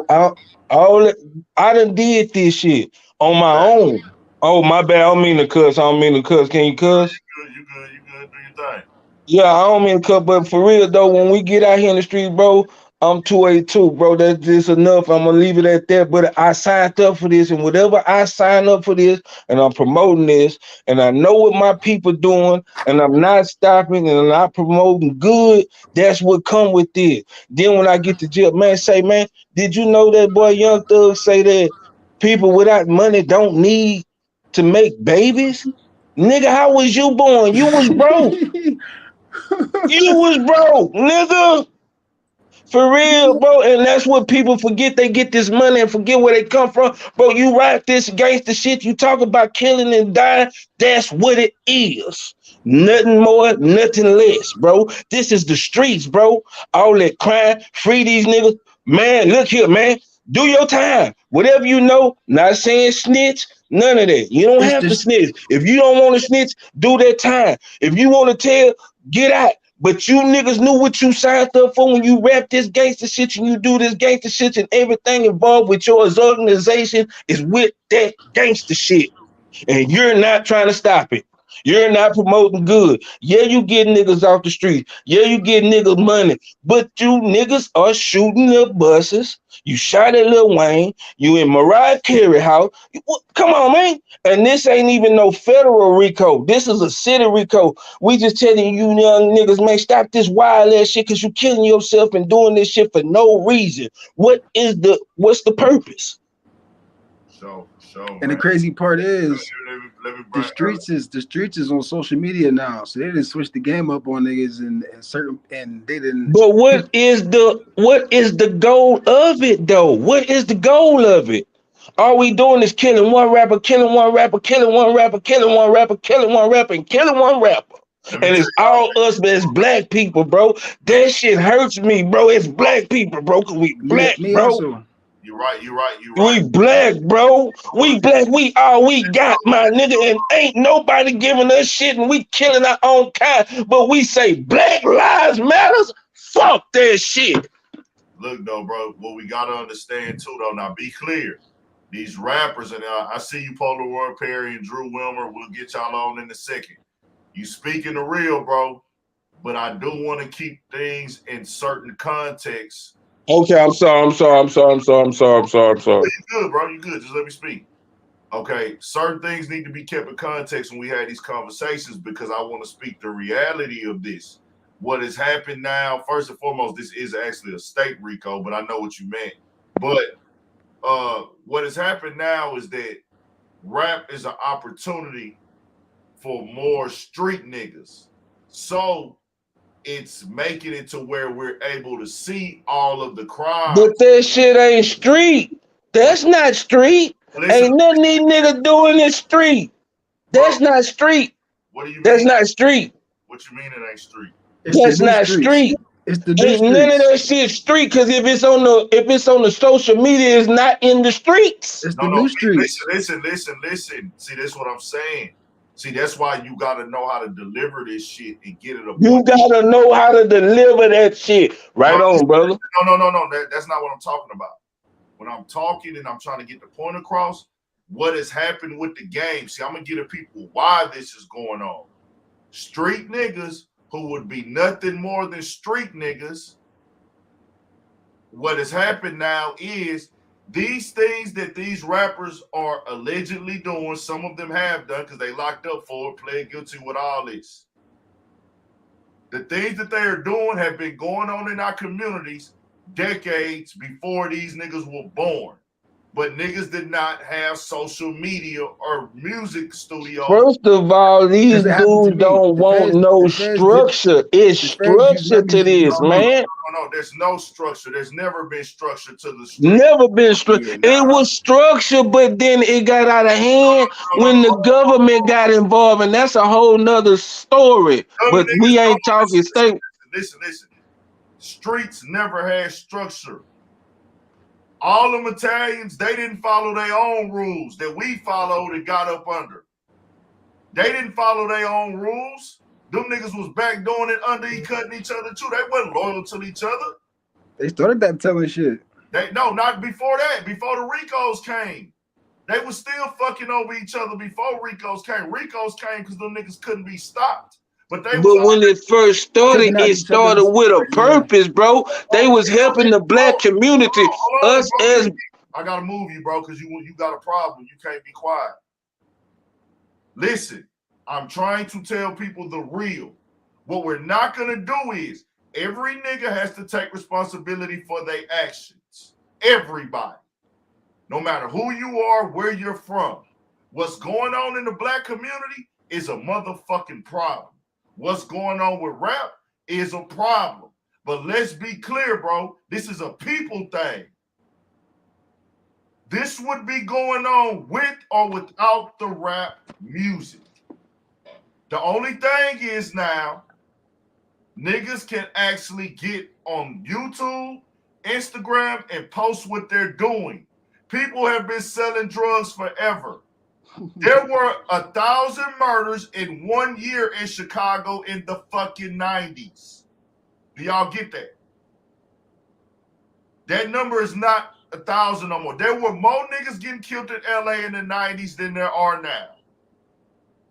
1 year they had more niggas killed in the 90s than one of the wars in LA due to murder. They just make the new kids feel like it's a whole different, you know what I mean? Like I'm an 80s baby, you know what I'm saying? Like I said, I'm not making excuses though. Ain't no excuses for what's going on, but I'm saying it's more dramatic because we are able to watch it step by step, play by play, and get all the details. Do you get that? Do y'all get that? Up top, Fetty, you got the flow, man. Where you from, G? Pittsburgh. Shout out to Pittsburgh. What you want to say? Polaroid Perry, you next.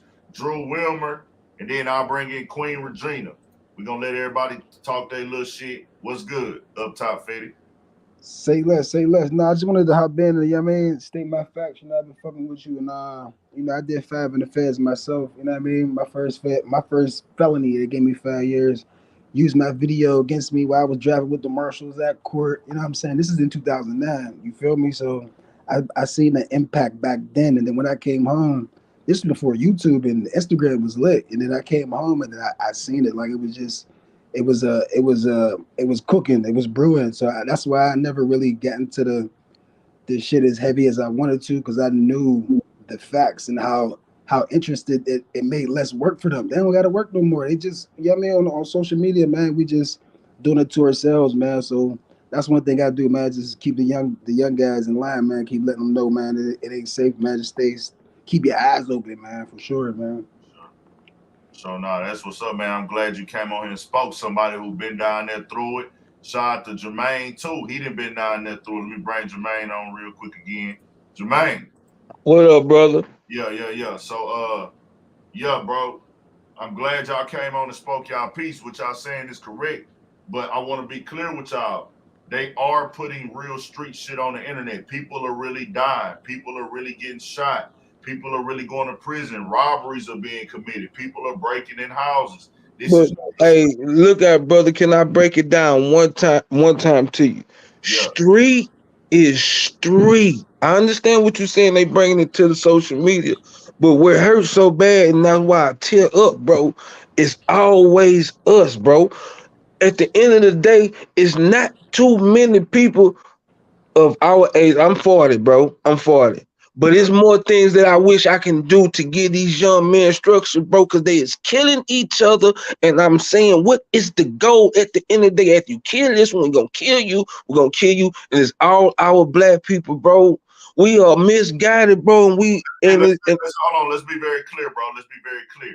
It is a problem in the black community. We have the highest rate of black on black crime. I mean, race on race crime. But everybody kills who they live around.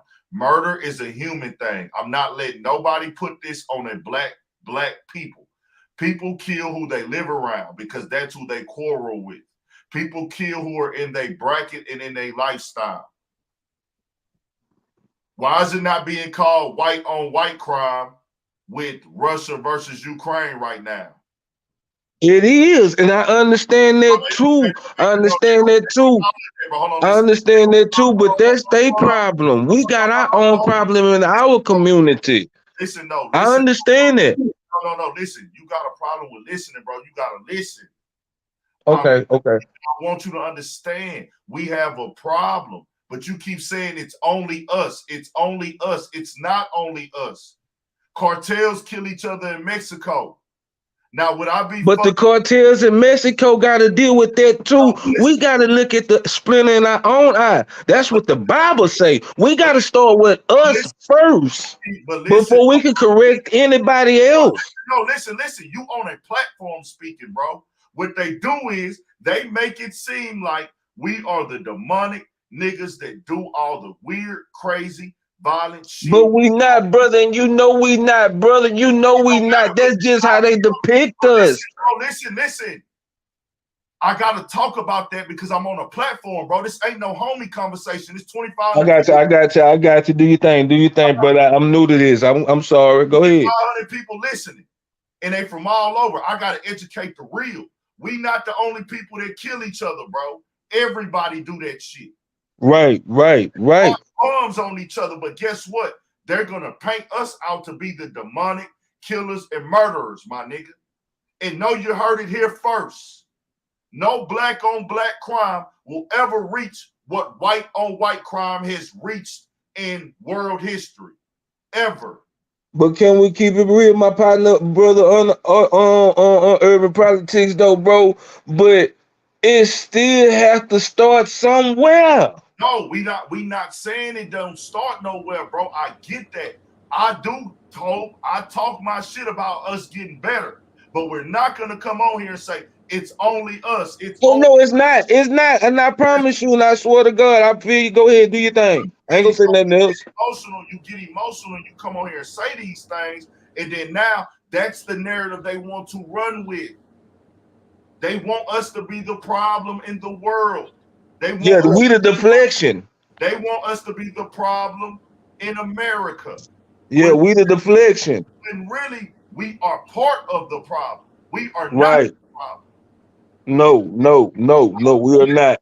They do everything they have to do to make us seem like we the problem. That's everything in their power to make us feel like we the problem. Absolutely. No, we're part of our own problem. Absolutely. We do hold ourselves back. We do that, and we're not making excuses. See, the problem is everybody wants to get people online to talk shit, go off, and disrespect our own people. That turns us on. You want to know? I'm sorry, brother. No, I'm sorry. No. Listen. That turns our people on. You want to know why? Because that's what they trained you to do. They want you to get out here and go against your own people. Shit on your own people. Look at your people as the worst. Until you go to jail, and then you gotta be best friends with your enemy. You know what I'm saying? That's what they want you to do. They want you to speak publicly and talk bad about your people. Do y'all see any other race doing that? They don't, unless they're completely whitewashed. But guess what? We got niggas that look just like us, staying in the same neighborhoods as us, and they'll get online all day and talk down on you and make it seem like you ain't shit. That's what they want.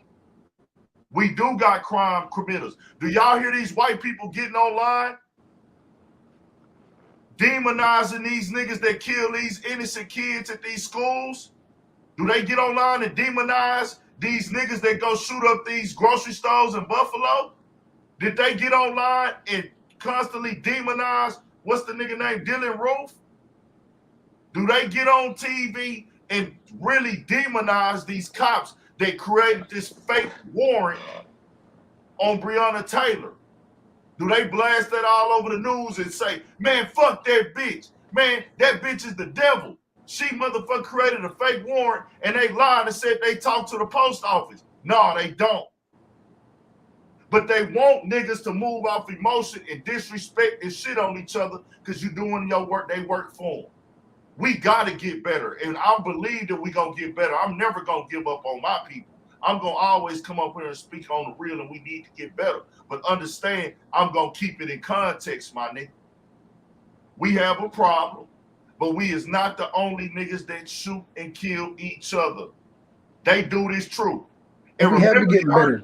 And let me remind y'all, you heard it here first. Black on black crime is nowhere near doing what white on white crime did in the 1940s. Don't mention the name. If you know, you know. 1940s, over 6 million killed. White on white crime. We ain't nowhere near that, but they want us to be the demons. A white man and his people did that. I know that. Huh? Don't say the name. I know that. If you know, you know that incident. If you know that incident, you know that incident. Let's get it. Let me let somebody else come on. Queen Regina, Polaroid Perry. I'm gonna bring you on right now. And Queen Regina, Realize TV, you next. Let me bring on Queen Regina. Polaroid Perry, what's the deal, man? What's going on, big guy? From G. Yeah, what's going on? I said, where you from with it? Oh, I'm coming out of Florida, Orlando. Okay. What you want to tap in on? Yeah, I just want to say that they just gotta clean this up. You know, it's a lot going on, and we gotta focus on helping out the black community. Nah, you're right. It's going. You know, so I was listening to what you were saying. I don't know what that other guy was talking about. You know, he way over his head. But yeah, the only thing we can do from this is reach for more positive outcomes and try to help, you know, reach out in the black community more deeper than what it is right now. Because you was right about those statistics with what the white on white crime was in 1940 compared to what a black on black crime is right now. Yeah. So I want to be very clear. The problem is why we can't help out the black community, because for us to flourish, we depend on them. We have to go through them. Now, hey, I always will respect Martin Luther King and our civil rights leaders for what they was trying to do with desegregation. And I'm glad, you know, that they did that and they pressed the equality. But guess what? That made us have to start intertwining and depending on them. And because of that now, they ran the country back then. They had the best of everything. Now, if you go get a job, you have to get in the door with them. Everything goes back to them. Even like, yeah, you buy your land, right? You own your land, but do you really own your land? Do you really own that land? No, you don't, because you have to pay taxes on that land. And guess what? No matter if you pay $200,000 for a piece of land today, right? They tell you, oh, you own this land, but you got to pay us taxes for this land. Why do I have to pay taxes on something that I own? And then guess what? If I don't pay those taxes, that land will be taken back by them. Who? The white government. You don't own shit here. They let you think you own shit and you call shots and you do shit. This land was not originally theirs. They're colonizers. Do y'all get what I'm saying? Who you think the next two games gonna be that she gonna name? I don't know. I don't talk about that. I don't make that. I don't make those assumptions, and we won't do that here. I don't do that on here. You gotta go. Don't even say no names on here. You know what I'm saying? We don't know. So I'm saying I don't know. I don't investigate. It's plenty of gangs in Atlanta, just like it's plenty of gangs in Houston. I'm not pointing nobody's name out, and we don't do that on here. That's speaking. If you bring it up, then you can't be telling people you know what I'm saying? You gonna tell them who the gangs is that shit announced. It's saying announcing them. She announced Drug Rich. She announced what? Drug Rich. Drug Rich is the gang that she indicted that they announced indictment on today. Drug Rich. So they announced the guy that's been breaking in houses and running in people's homes and stealing. They got shootouts and crimes and everything like that. She said it's 25 members. No, 25, I think she said, and 18 are already arrested. 5 are in the wind. Yeah, so that's that. But yeah, appreciate you tapping in, bro. Let me let Queen Regina get on. All right. Queen Hello. Regina, it was good. How are you? How you doing? I see you outside. Beautiful day. Yes, and I just wanted to show you my community, if you can see that house. So this is downtown Atlanta. Okay. This is one of the last communities that is affordable for working class families. Like if you're a lawyer, a nurse, a doctor, and right outside, we don't have a gated community, but we do have like this little barrier of a gate. Okay. And maybe last year, during a shootout, one of the shooters jumped over the gate, trying to get to safety, and the people's doorbells, the ring caught this whole gunfire on camera. Gotcha. That's And right. then when we walk out our gate and make a left, 2 lights down is where Rayshard Brooks was killed. Okay. At that gas station, there was a shootout. 3 people were killed. Now, when I say this is the last area that's affordable, it may not be affordable now. When I bought my house, it was about, I want to say 3 years ago, and now the value has doubled and maybe quadrupled. And it's hardworking people who are protesting this violence in Atlanta as well. Okay. When Tyler Perry put that studio in Atlanta, because the studio is right up the street from my house, people should have started thinking differently then, because it's bringing, gentrification here, and people are not gonna come here, make movies and get paid and buy houses. We have to feel safe. And also, a lot of the rappers live in Buckhead, Georgia, and everybody knows what Buckhead is. Those are $1 million homes, and they started having shootouts there. Yeah. So that's when I knew they're not going to tolerate this, because this area is changing slowly. Because, like I say, we are working class, and we got to wait for change. But Buckhead ain't waiting for nothing. You're not coming in Buckhead having no shootout. Sure ain't. Home invasions. And, little dirt that happened with him. And we're like, what? They don't know who they messing with. And so, we're all torn here in Atlanta, because Young Thug, he does give back to the community. He had just bought some land. But there was this reputation on the streets that he runs Atlanta. We're still in the South. Ain't no black man running the South. You ain't lying. Black man running nothing. No. What's your boy Obama? He ain't running nothing. No. And Obama it isn't my bad for my language. It isn't an election year.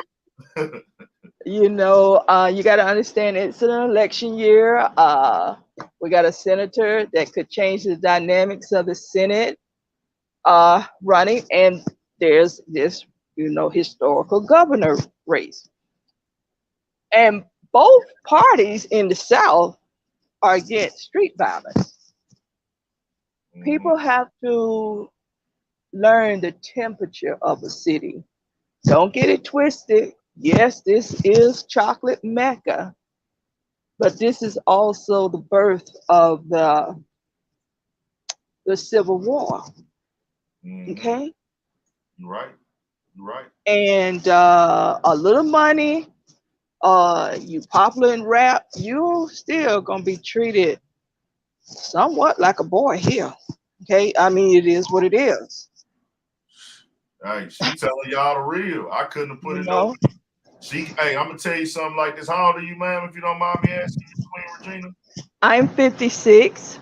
So you 56. One thing about you, you got something that most of us here don't have. Mm-hmm. You lived through an era that we wasn't even thought of for. Right. You here for that. So let's be very clear. That's called experience. Experience breeds wisdom. So difference between information and wisdom. So like I tell, it's a difference between being smart and being wise. You got experience, and what you just said right there, that's all I be trying to tell these niggas. And I'm my bad for my language. I keep messing up. No, you good. If you was in front of me, I would not be saying that. I guarantee you, I was raised correctly. Yes, ma'am. No, ma'am. Yes, sir. No, sir. So I need to get it together. My bad, and I strongly apologize. But what you were saying is Do not limit folks in their presentation. I can, hear it from all sides, long as it's about progress and teaching our community, because they need to hear it in that language. Young Thug should have had somebody like you in his circle. You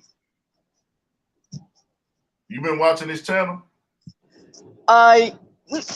I must have, because it popped up today. And, I'm in Atlanta, so I was drawn to the notification and just trying to explain to the people. I have been covering it. No, I have been covering it, so you probably been here. Yeah, and I was just trying to explain to the people from a working class perspective. When you buy property, that's a major investment. And to have property downtown Atlanta, and you can't pump gas at your gas station because it might be a cross, fire. I stayed not too far from where Young Thug mom, baby mama got killed. That piqued my interest because I'm like, what?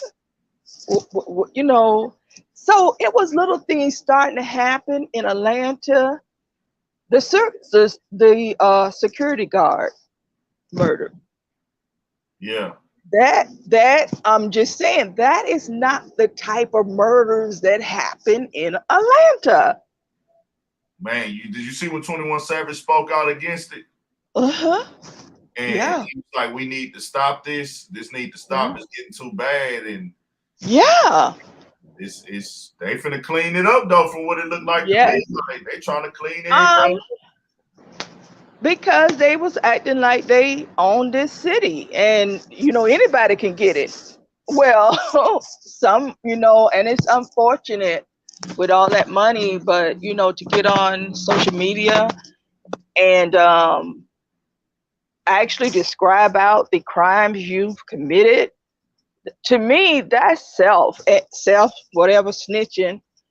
To have all that money and finally make it and can get your people out, but you stay in the streets. I just think that's a mental health issue. You cannot win staying in the streets with money. Right. And you can go ahead if you have something to say. Nah, you 1,000% right. And it's crazy. You 57 and you just said, hey, that's self-snitching. You in the streets, money, and then you talking about it, you self-snitching. And we heard what she just said earlier today, Miss Regina. She said, if you rap about it, I'm going to arrest you for it. If you rap about your crimes, if you do crimes, she said, don't rap about it. It's simple and plain. If you are doing that crime, don't rap about it. So, hey, that's just what that is. And I appreciate you tapping in. Let me let somebody else get some airtime. Okay. Up out of here. I thank you. Thank you for having me. Thank you for coming in and dropping that knowledge. Yes, ma'am. Thank you, Miss Queen Regina. Bye-bye. All right. Realize TV, Realize TV, you need to cut your camera on because I ain't saw you yet. Okay, you cut it off now. He cut his. Oh, my bad. Yo. Realize TV, you first, man. What's good? Hey, man, peace to the guys and goddesses, man. Salute to everybody on the panel, everybody in the chat. Good brother, I hear you up here having some great dialogue and a great build. I just want to add to it. For sure, we listen. All right, so I hear a lot of the problems that we have, and I hear a lot of the hurt and the pain, right? But what I want to add to the conversation is maybe some solutions.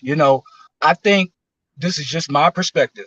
I feel like our biggest downfall is not being self-sufficient, right? So in my own opinion, I feel like, we gotta start doing our own gardening. We gotta start going out and speaking to the youth, you know what I mean? And really bringing them back in and honing them in and getting them skills, you know what I'm saying, to build, right? Because we've always been builders. This country was built off of us. We did this shit. So we got to get back to a village raises its child. You know, we got to get back to loving on one another, and not all skin folks is kin folks, and everybody can't go, but we have to try. You know what I'm saying?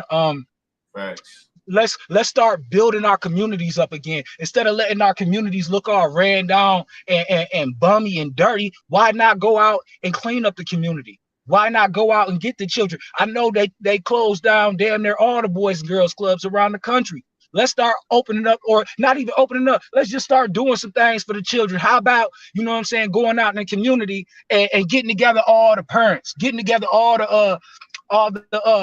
the elders, you know what I'm saying? Let's barbecue. Let's put on a kickball game for the children. You know what I'm saying? We have to start creating something that is going to change the narrative. The narrative can't keep being the same. Yes, we do kill each other, but white people kill white people, Mexican people kill Mexican people, Asian people kill. It's where you live, but we have to change the narrative, because don't matter what happens, we still gonna live in them same neighborhoods. So how about the ones that know how to change some shit, get out and change some shit? You got it. The thing is, I'll say this, bro. You know how we got pushed further behind even more now? Well, another thing that hurt us, but it helped us at the same time, because we now starting to see generational wealth. We starting to see people be creators, to where now, like even with this, you got a lot of YouTubers. I'm not on that level, but you got dudes who are able to create platforms and things like that where they're able to generate millions of dollars. You know what I'm saying? Or even a few $100,000 a year is great, to where, yeah, you still have to go through YouTube and things like that, but you're able to create something that you have your own intellectual property. So these type of new digital spaces have created the opportunity for a lot of people to get into the game of owning and creating, but going to the internet has also separated our people skills. You know, that's the gift and the curse of the digital time and information time that we have, where, hey, it gave a lot of people opportunities. The internet, the platform, social media, the age of information, because now niggas who was in the streets, or niggas who was not having any other way to get out, or they probably would have to go get a job somewhere, they can now create and promote their brands. Like the internet has made it possible for food trucks, all types of food trucks to expand and get big, clothing line owners, YouTubers, rappers, producers. All of these things are getting created and marketed through social media to where they can really create a strong foundation in wealth. But at the same time, the internet is the same thing that has separated people. Our people took it the worst from our values and our morals. Black people don't even go to church no more. Hey, can I say something real quick? Yeah. I just want everybody to know, man, that you don't have to be rich to make a change. All you have to do is have an idea and in a energy and a spirit to make a change, man. You don't gotta be rich. You don't gotta have all that money. Just be willing to go outside. Just be willing to go out in your neighborhood. You ain't gotta have all that money, man. You ain't even, listen, you can be the brokest, poorest mug on the planet and still go out and make a change. All you have to have is a voice and some energy behind it. Right. And that's facts. You don't gotta be rich. Let's stop asking the audience. Listen, let's stop asking all of these celebrities and these motherfuckers who got the money. Man, fuck them. They obviously ain't gonna do shit. They ain't never did shit. How long has sports and entertainment been around? Ain't nobody did a motherfucking thing. Fuck them. They do put things in place, but people have to understand it ain't even just the money that's what's gonna change everything, bro. It's deeper than just money. Like, they could give money back all day, they could give food back all day, but it's like, can they afford to take everybody out of poverty? They can build centers. They do this. They can go do Christmas giveaways. But did you hear what I just said, bro? That's what I mean. It ain't about that. It's about us getting back in the neighborhoods, bro. Us really getting back in the neighborhood. But that's what I'm saying. If they get back into the neighborhoods, they go back, they do these, they help homes, they tap in with the kids. But at the same time, it's a doom. The situation that was created with these neighborhoods was made to fail. You know what redlining is. You know what I'm saying? That redlining shit, that's a real thing, bro. So it's like you fighting up against a uphill battle. I'm not saying that it can't be done, because I will never say that, but I'm just saying that it's an uphill battle of going against the redlining process that was created by the government. That process of redlining, you're seeing these effects. This is Oh, you talking about the foreign government that don't even belong here? Yeah, facts. Because let's be honest, we all know who the motherfuckers they seen when they got off the motherfucking boats. Yeah, exactly. So even the ones that were brought here, people were here already. People were in the Caribbean, people were in America, and people were brought here. Black people. You know, really, they gave us the name Black. But let's be clear, I wear it. Now, I want to make that very clear. The system they put in place, what we going through are the effects of that system. From, like I say, the redlining, the prison system. Prison was just an extension of slavery on the legal term. There was a system already in place. There literally was a constitution. Before the constitution, there was a constitution. Come on, man. We got to understand, dog. Everything was already set up when these motherfuckers got here. What they did was they fucking tore down everything, stole the shit, and rebuilt it, dog. But we already had everything. That is cool. And what you saying is more than likely true. But guess what? We don't follow that old structure. This country is not ran off of that structure. The structure that they created from the time they colonized here is what controls what we do today. So that's why I keep it right there. I don't even go back. A lot of people want to talk about who was here first. That's cool. That's a good conversation to have, but that don't matter when those things are not what controlling now. When they started their movement here and they codes and they laws and they constitution, that's what affects us directly. So from the time they started slavery here, had us build this country up, build these colleges that they got to go to and graduate from and then get the good jobs in this country from. Your Harvard, your Yales, all these colleges that black people built that we couldn't go to. So when we did all these things, it was all a play. Then redlining, hey, bro. Yeah. Look, you was talking about the slaves, right? Do you understand the word slave comes from the word Slav? Literally, do you know who the Slavs were? See, the Slavs were the Russians and shit. You know what I'm saying? Them Slavic people. They was the first fucking slaves, bro. When they say slaves, they are not talking about us. They are talking about white people. They were Slavs, bro. You taking the conversation other places, bro. We keeping this shit right here. I'm talking about what's affecting me and my people, my generation from the time of being on this country and why we are going through what we going through today. That's what I'm saying. Now, what they did in Russia and all this, that's cool. But like I say, bro, we have to keep the understanding of what is why this is happening today. The redlining, the systematic oppression, the prison system, and the drugs. And also the mindset that was instilled upon our people to go against each other. We don't have our actual lineage. We don't even have black pride. Black, do you know the term, what the term black even means, my brother? It means dead. Whether dead or whatever. We don't have do you know the word family means slave or Slav? Come on, bro. These words are semantics, bro. But listen, the words can be semantics, but what they are seen as is this. Everybody else take pride in their people. Hispanics, Mexicans, they take pride in their people. Whatever you want to give it, whatever name you want to give it. The people that look like them and do what they do, they take pride in that and honor that. Brown pride. White people, they take pride in that.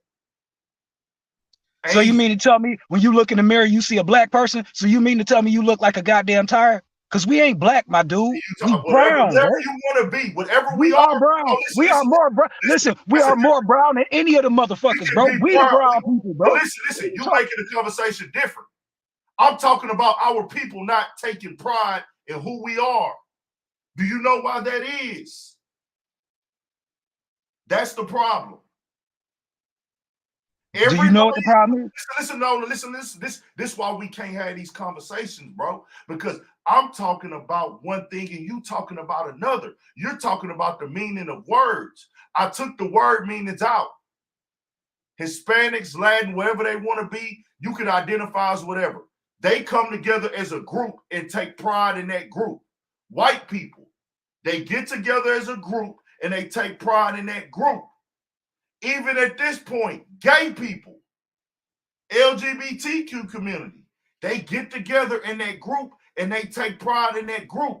But as a whole, whatever you want to identify it as, brother, brown, black, whatever, we don't take pride in that group like the other people do. Asians, Chinese, Japanese, they take pride in that group.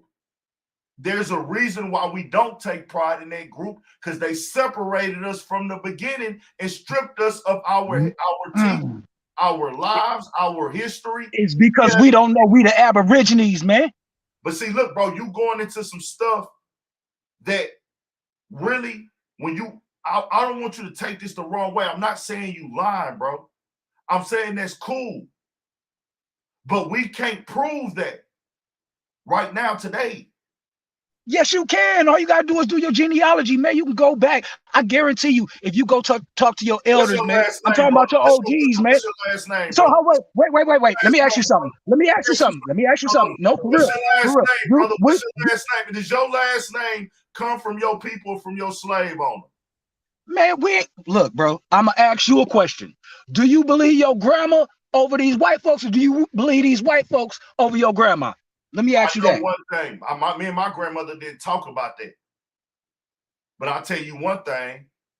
Most black people don't have the original name where their people came from. Your last name was a slave owner's last name. Hey, you ain't got to kick me off. I'm out, G. Hey, it was a great conversation, man. Yeah, but I'm out of here, man. I never said I was going to kick you off. You just coming on here trying to push some stuff. I'm keeping the conversation here. You trying to talk about cool. Nah, it's the people in the chat. You know, they calling for me to be gone. So if they want me gone, I'll get off. That's cool. Do your thing then. Let me bring G Meezy. What's good, my guy? Man, I'm just here listening, man. You know what I'm saying? Just trying to get a chance to put my little 2 cents in, man. But talk your shit. I'll be you next, and Jermaine Emerson. I'll let you come back on if I tap out. G is Meezy, what's good, man? I'm gonna bring IVH up. What's going down, man? What you want to say? Yeah, man. I'm just saying that well, you know, I really wanted to talk on a whole bunch of things. You know what I'm saying? Like the thing with Georgia and all that other stuff. Yeah. First, starting with like the gun violence, bro. It's going on all over the place, not just in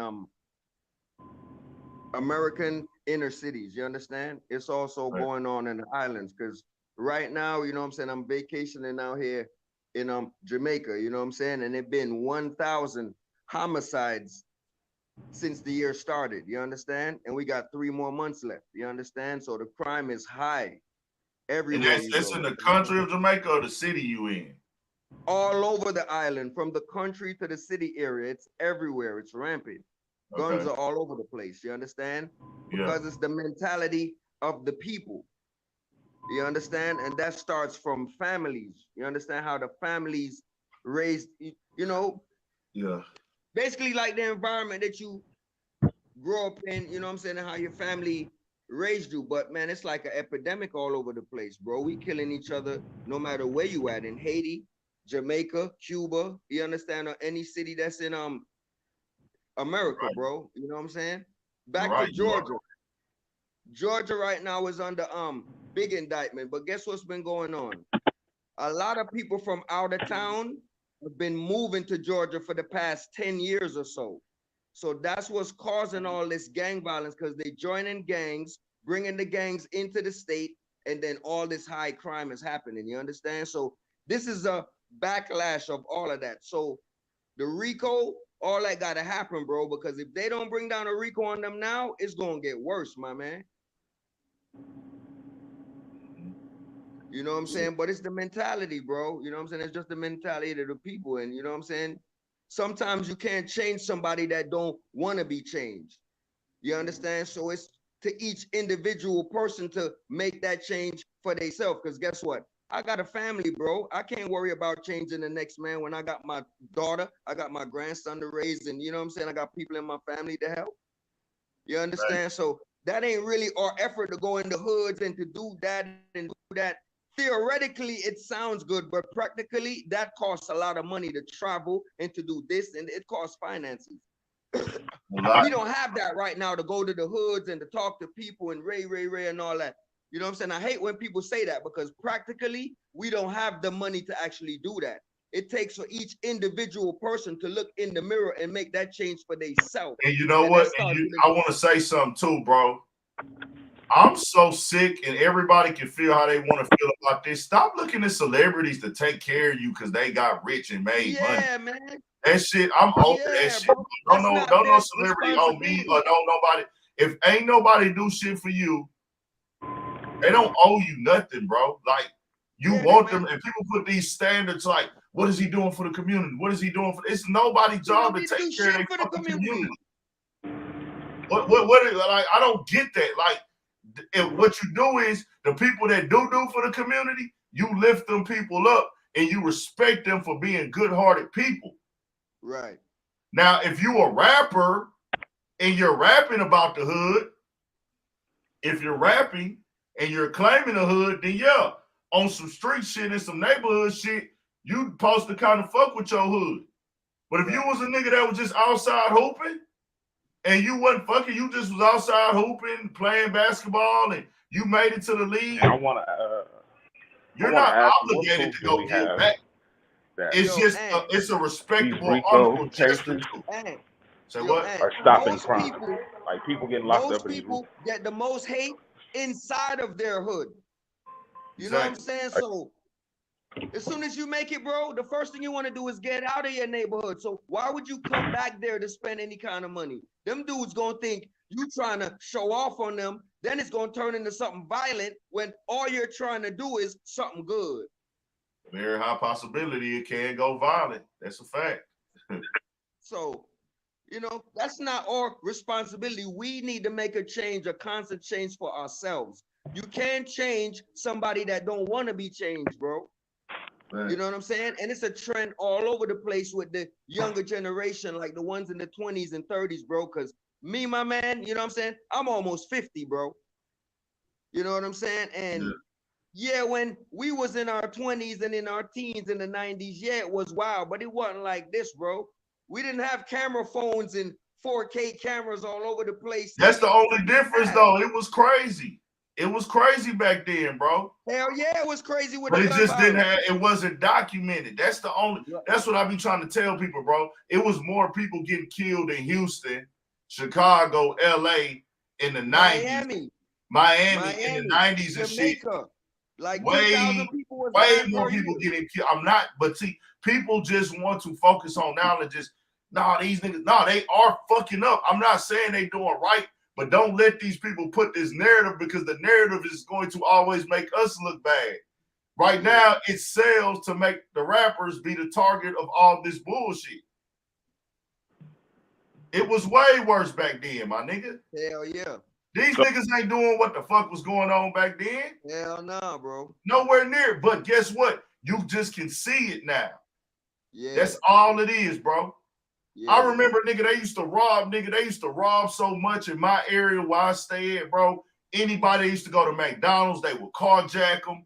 They used to catch niggas at the red light. The area I grew up in an area called Greenspoint in Houston. And like, nigga, they used to rob niggas consistently in the 90s, bro. Cut you out the corner store, women for north purses. Side of Houston or the south side? North side. North or south side? I'm on the north side. Okay, north side. So when I grew up in the north side area, bro, that shit, like we have the apartment area in my neighborhood, but I grew up mostly, I stayed in apartments before, but I grew up in a house area. And it's not like, hey, it's slummed out. It's not some like project shit going on. Now the hood apartments are just like 3 or 4 minutes up the road. Don't get me wrong. But you will get robbed coming out the corner store at night if you was a woman. You will get robbed coming out to McDonald's. Or you will get, if you had a Cadillac or something like that, a nigga was gonna take that at the drive-thru at the McDonald's. A nigga would catch you coming out the dollar store. Like all these places that were open back then, these little department stores in the shopping center, they used to rob these people. There was gang violence going on. All that type of shit. So I just want that shit to be all the way understood that, hey, it was way man, more violent back then. Man. Huh? Hold on, and I just wanted to chime in. Back then, I think was more violent because guess what? We had less cameras. Facts. Less cameras was around, so it was way more violent. Yep. You know what I'm saying? Yo, man, in the 80s, bro, in the like mid to late 80s to the early 90s, yo, man, like 2,000 was people. 2,000 people was dying per year, bro. Thanks. Easy. Thanks. Easy. And like multiple cities, bro. DC, Virginia, Miami, New York, California, like multiple cities had this, bro. You know what I'm saying? Now it's just like in your face because it got like social media. You understand? So now you just scroll through and just see all this videotape rampant violence. So it looked crazy. But I'm telling you, man, the 80s and the 90s was way wilder than this, bro. Yeah. Thanks, though. But yo, so let me let homie to get this shit. Let me let me homie. Let me let let homie get this shit off though. IVH, man. I appreciate you tapping in, though, Jizz Meezy. Good looking, my guy. And I'm gonna let homie tap out before we leave. Appreciate you though. IVH, what's good, man? Where you from, G? What up, man? I'm from LA. I live in Houston. I've been always. You say you live in Houston now? Yeah, shit. I actually always been out here. My pops always lived out here. So. Oh, okay, bet. That's what's up. Yeah. I'm actually out here in Midtown right now. That's what's up. I was just out there yesterday for sure. So I wanted to take it back a little bit. I also want to ask the brother a quick question before you go. Okay.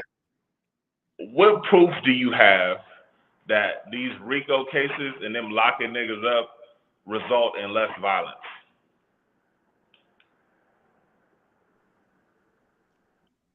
Hold on, you saying that to me? Yeah, talking to you. Yeah, I never said it's going to result into less violence, but it is, because if you take these people off the street, at least 1 or 2 or 3% is going to drop in violence. That's just documented. See, I mean, come like, on, man. I don't need to see where I you disagree, to right? prove that. That's common sense. When you have these groups like this and you say it's like it's a gang, these issues are still gonna be around. They're not getting the whole gang. They only getting the people who've been caught up and that they can tie to certain shit.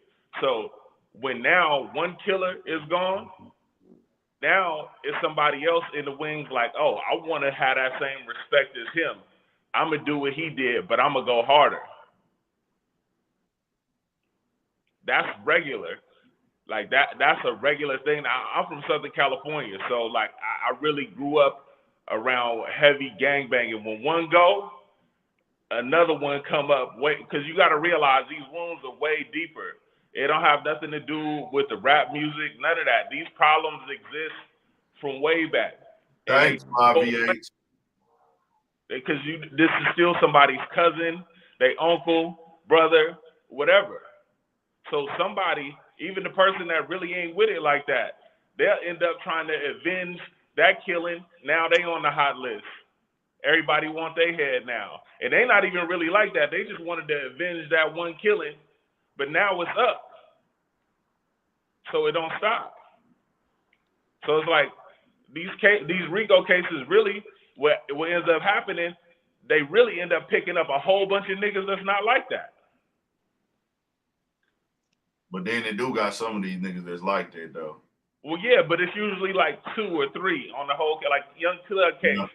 They got 28 people. How many killers? How many people are accused of murder? What, 2 or 3? Yeah, I mean, and like anybody know, they'll make it seem like everybody in the gang is a killer or a robber, and that's just not the case. Like, that's just never a fact. Like, if it's 30 niggas in the gang, probably 2 of them are killers. It's not. That are cold-hearted killers. The rest of them are probably maybe kill in self-defense. Some of them won't even do that.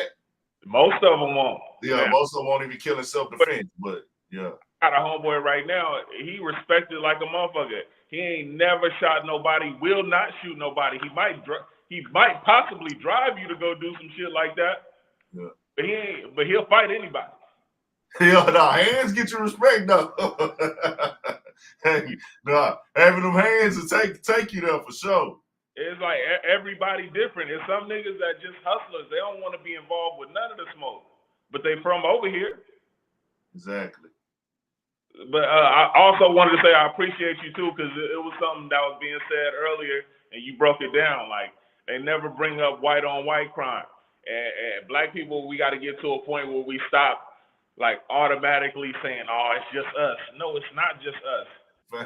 This problem is a problem that started way before us. It's a human thing, bro. It's a human thing, and me, and my bad for cutting you off.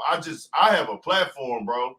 Ain't nobody finna come on here and tell me this is all us. We the only niggas doing this. No, we is not, bro. Can't nobody come on my platform and say that shit. Like, we not finna push that narrative, because that's the narrative they have created on us, and then you start having that mentality. And that's the energy, like, hey, nigga, black men, y'all are on earth doing this. This is all y'all are doing. I'm like, bro, we do fucked up shit, and we have a fucking problem. But understand, nigga, this is a worldwide thing. War is murder. War is murder. And then we have a bigger problem, just miseducation down the line, because we wouldn't even have black people speaking of black people this way if they actually knew the history just of this country. They don't even have to know their lineage or whatever you believe. Because I'm of the belief that everything, the real history, is actually in the Bible too. Facts. Right? But you don't even have to believe that. If we just knew the actual history of what happened here from the inception, from when Roman Catholics decided to start slavery by race, we wouldn't be saying the same shit. Facts. We wouldn't be blaming each other. We have a lot more compassion for each other. We wouldn't be so quick to kill each other. Facts. Slavery by race. I'm glad you said that. Laws in the Bible where they talk about turning your other cheek. You get slapped on one side, give them your other cheek. They talk about to your brothers, to other black people, to other people that's what Jesus was talking. He was talking to the Israelites. Facts. So it's just like when we learn to have that type of compassion and understanding for each other, then it's a whole different play, man. Like me, man, it was years. I was definitely on some bullshit. When I was 18 years old, I was still in high school. I got arrested for premeditated attempted murder, 3 counts of assault with a firearm, shooting at an inhabited dwelling, and possession of firearm. I went to trial, won. Right, but in that time, me being in the county jail, bro, I was in there with my enemies. Like, I was all enemies in there, but it's also segregated by race in Southern California. The Mexicans, the whites. They're here in Texas too. Ride with each other. Like they're in Texas. It's like that out here in Texas too. When my partners made it to prison, they told me that shit.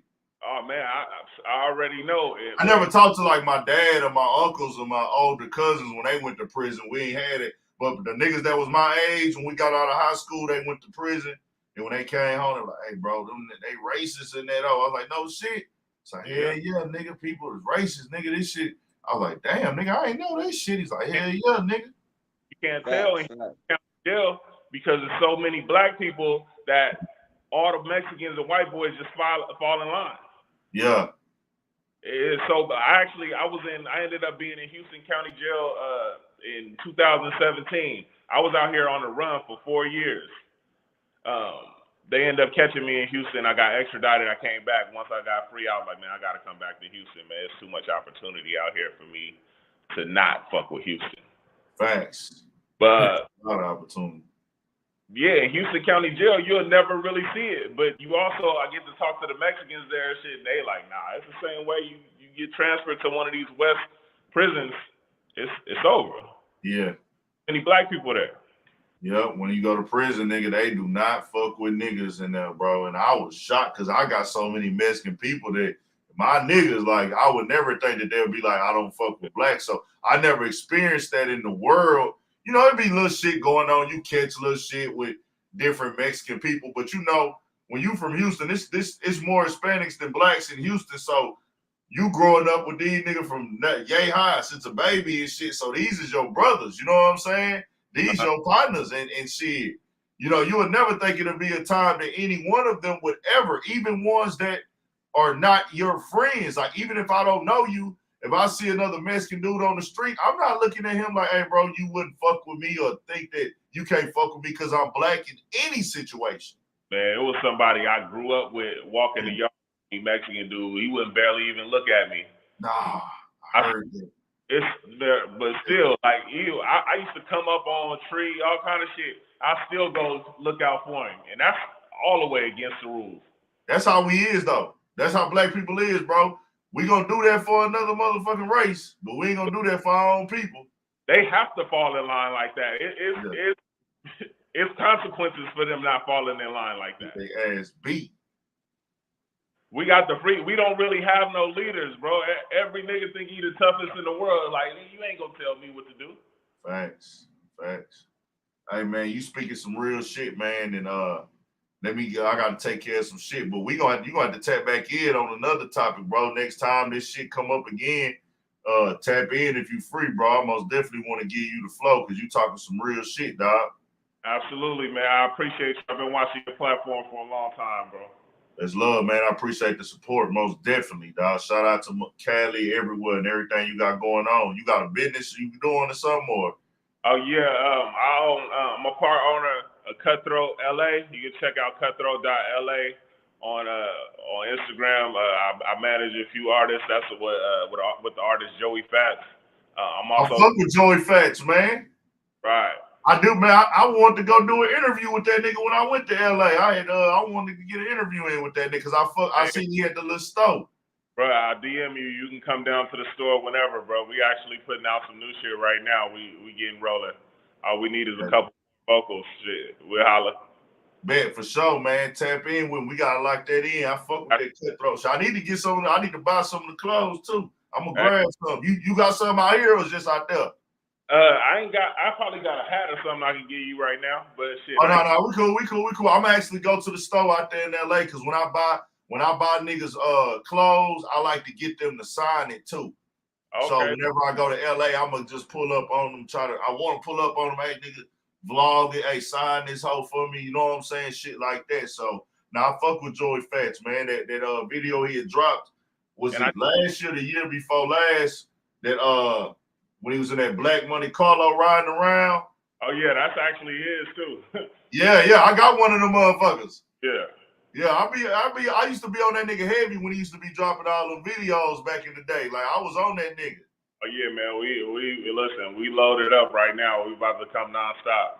Oh, okay, yeah. I did a video too when he called. I ain't gonna say the nigga name, but he called the nigga out and put the shit, did the tag on the wall. I did a little video on that shit. Oh, Barry and shit. Oh, you had to say that name, but you know, fuck you said it. But yeah, no, it's all good. But I was just letting you know I really be following that nigga. Okay, for sure. I did a video on that shit at that time. I was like, oh man, that nigga pulled up with the painted. Like, I just want you to know I really be following them and shit like that. So that's what's up. We tapped in there, bro. We gonna get up. And I just started streaming on Twitch, man. It's Forever Cutthroat just this week, man. We on, I worked out all the technical difficulties. We on now. Forever Cutthroat on Twitch. Y'all go tap in. Cutthroat, check me out. Man. All right, man.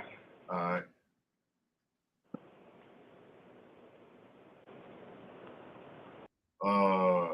Drew Wilmer, if you want to come in. Actually, I said that wrong. You're right. He put a billboard up and somebody else went and tagged it. That's what he did. That nigga Joey Fats a motherfucker. That nigga put a billboard up, a painting up. Does anybody else? I'll take it. Nashia, Charleston, Urban, you know I'm from the A, live here still in the mix. with all these niggas plug me in the live. Nashia, I don't even know who you is though. I'll bring you on, but I didn't know. I'm gonna drop the link. Cut your camera on real quick since you in the A. Nashia, you gonna be the last person. Cause I gotta take care of some shit. I've been holding up. I ain't even ate today yet, nigga. I got other videos I'm supposed to be dropping. This is my link. I just dropped the link. Grab that motherfucker. Cut your camera on so I can make sure you real though. I'm gonna take one more motherfucker on, man. One more, cause I gotta get to work. Man, we got the podcast tonight at 8:30. Y'all tap in. I ain't even ate yet today. I gotta eat. I gotta get my shit ready for later. I'm supposed to go to the grocery store. All that good shit, nigga. I ain't got my shit together yet because we on this motherfucker working. Overtime. If she gonna come on, we come on. I see you keeping G blogger, man. I gotta get up out this motherfucker. Let me see if she gonna come on. Oh, this nigga got his gal face on that hoe. Okay, I'll bring these two on. These the last two. Nashia, he got his girl face on that hoe, but he a nigga. And then we got X-Cub Media. I'm finna bring y'all on.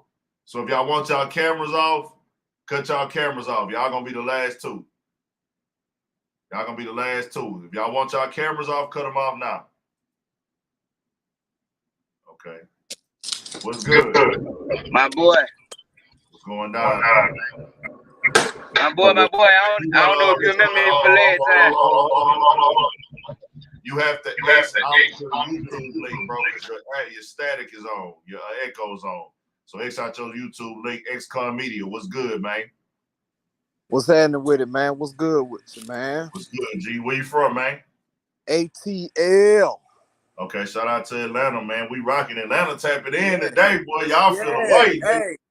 Atlanta. The home of the world champion Braves, man. Y'all better recognize, man. For sure. Shout out to the Braves, man. Yeah. Braves party. What's going down though? Yeah, chilling, man. I just came on here to tell my story a little bit, man, because I did time in the Georgia prison system. Okay. I went down for AR.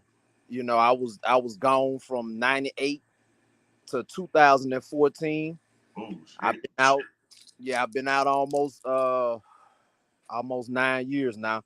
I got a full pardon from the state of Georgia, man. Yeah, I'm doing, I do pretty good for myself, man. I just want to encourage these young brothers, man. Y'all got to find a new way. Cause they're doing time shit. You think you ready for it until it come down.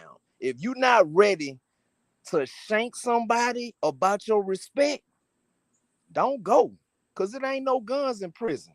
This ain't no cap, man. It ain't no guns in prison, man. And a lot of you beasts out here on the street, y'all not no beasts in that chain gang behind that wall, I promise you. You know what I'm saying? So that's what my platform is basically about, man, trying to steer everybody in the other direction. So when I seen your platform, I automatically levitated to let me see what this brother talking about. So I followed you, and yeah, man, keep doing work, man. I like it, man. I like it a lot, man. But y'all got to find something else to do, man, because these folks ain't playing with you. Fonnie Willis say she gonna rid the society of our gang members. She gonna let that sink in. Let it sink in. She gonna rid society of the gang members. But guess what? We hold the power. If we don't get them that power to throw away the key, they don't have a job. They just out here doing their job. So we can't get mad at them. Yeah, man. You can't listen. I went out, I sat down and did my time. I didn't tell. The reason why I got so much time on my armed robbery is because I didn't tell on the cat that was with me. But all that goddamn no snitching shit. Boy, I don't break the law because I can't do another second. I'm telling everything. So Hey, you Hey, getting man. real though. Hey, yeah, man. Hey, that no snitching culture, man. Listen, man, if somebody do something to your mama, you gonna want them to tell it. You know what I'm saying? If somebody do something to your kids, you gonna want them to tell it, man. So Right. y'all, that no snitching culture, man, that shit is gone, man. Yeah, don't break the law. Cause I'm telling you, I did 16 straight. From January 16, 1998 to January 16, 2014. You cats the cats that's going in now, a lot of them folks ain't coming out till 2040, 2045. Y'all got to find something else better to do, man. That fucking, hey, I'm telling you, man, that shit biting in there. You think you a bad motherfucker till you get behind them walls, man. Straight Right. up. We gonna probably have to tap in one time when I go to Atlanta or something. Then, man, I'm Oh gonna get yeah, for sure. next time I Hey. go to Atlanta, I damn sure have you on here to speak. You talking the type of language that'll go good with That they need to hear, yeah. with a piece of my platform. You know, I cover all the bullshit. I know what, you know, I do all that shit too. I most definitely listen to rap every day. I understand it, but I try to keep a level playing field on here. You know what I'm saying? I do both sides of it. So, you know, I do interview the rappers that some of them be into the bullshit and I listen to their music. You know what I'm saying? But I most definitely try to keep a good level balance overall message. Hey, I'm gonna hit you on Instagram, man, and drop the number in there, man. Cause I'm trying to. We gotta build a network. This is where it starts. We gotta build a network, man, of brothers who got that positivity to push, man, to fight back against the bullshit, man. These folks is trying to take our life. That's what you folks they trying to take it, but they can only take it if you give it to them. You giving them the power. You know what I'm saying? So yeah, man, tap in. I'm for sure, man. When I'm in Atlanta, I will contact you. I don't know when I'm going back, but I didn't go nowhere this year really at all. But whenever I get the opportunity to get back on the road and I go to Atlanta, it's on, man. Hey, let me let homie do his shit too. Right. Hey, y'all go subscribe to X-Con Media. Yeah, I'm in H-Town too. I'm on Instagram, man. Anybody want to hit me up on Instagram? Big Brother G Big Money. Brother. Okay. On Big Brother Instagram. G Money. You say you be in Houston too? Say what? You say you be in Houston too? Yeah, I was born in New Orleans, but I live in Atlanta, but I be throughout the South, man. You know what I'm saying? Cause when I came home, I got the CDL, you know what I'm saying? I'm not working at the moment. But yeah, when I'm truck driving, I'm through the South, man. You know what I'm saying? I'm everywhere in the South. So yeah, I be through Houston sometime because I got people everywhere. Facts. Yeah. We here then, man. We locked in. Go tap into them on YouTube, X-Con Media, and the Instagram also, man, for sure. Yeah, I got a message, y'all. Y'all better pay attention, goddammit. So I'm gonna tap it with you, King, man. Keep doing good work, man. I salute you, bro. So yeah. So let me tell you somebody, RICO. Hey, bro, you can hear me? Your shit cracking, bro. Your shit cracking, bro. You know how to close out that. Hold on. Close you out. can hear me now, Ant? I can hear you. What's good?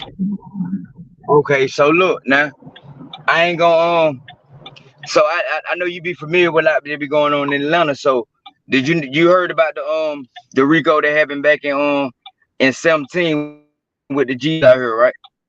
With who? With the GDs that had a store. I saw something with that in the headlines. I remember, but I wasn't even doing media at that time, so I saw it, but I ain't really just deep dive on it. But I saw that they were speaking of a lot of GDs and shit out there or something, right? Yeah. See, a lot of people, you know what, and you might be the first one to bring that back. You might want to look into that because a lot of that is tied, like with the RICO that they just did with Drug Rich and all of them. You know, I don't want to go in too. Yeah. So like, but you know what I'm saying, a lot of them people like my folk, you know what I mean? And through the grace of God, you know what I mean, I'm here right now free, you feel what I'm saying?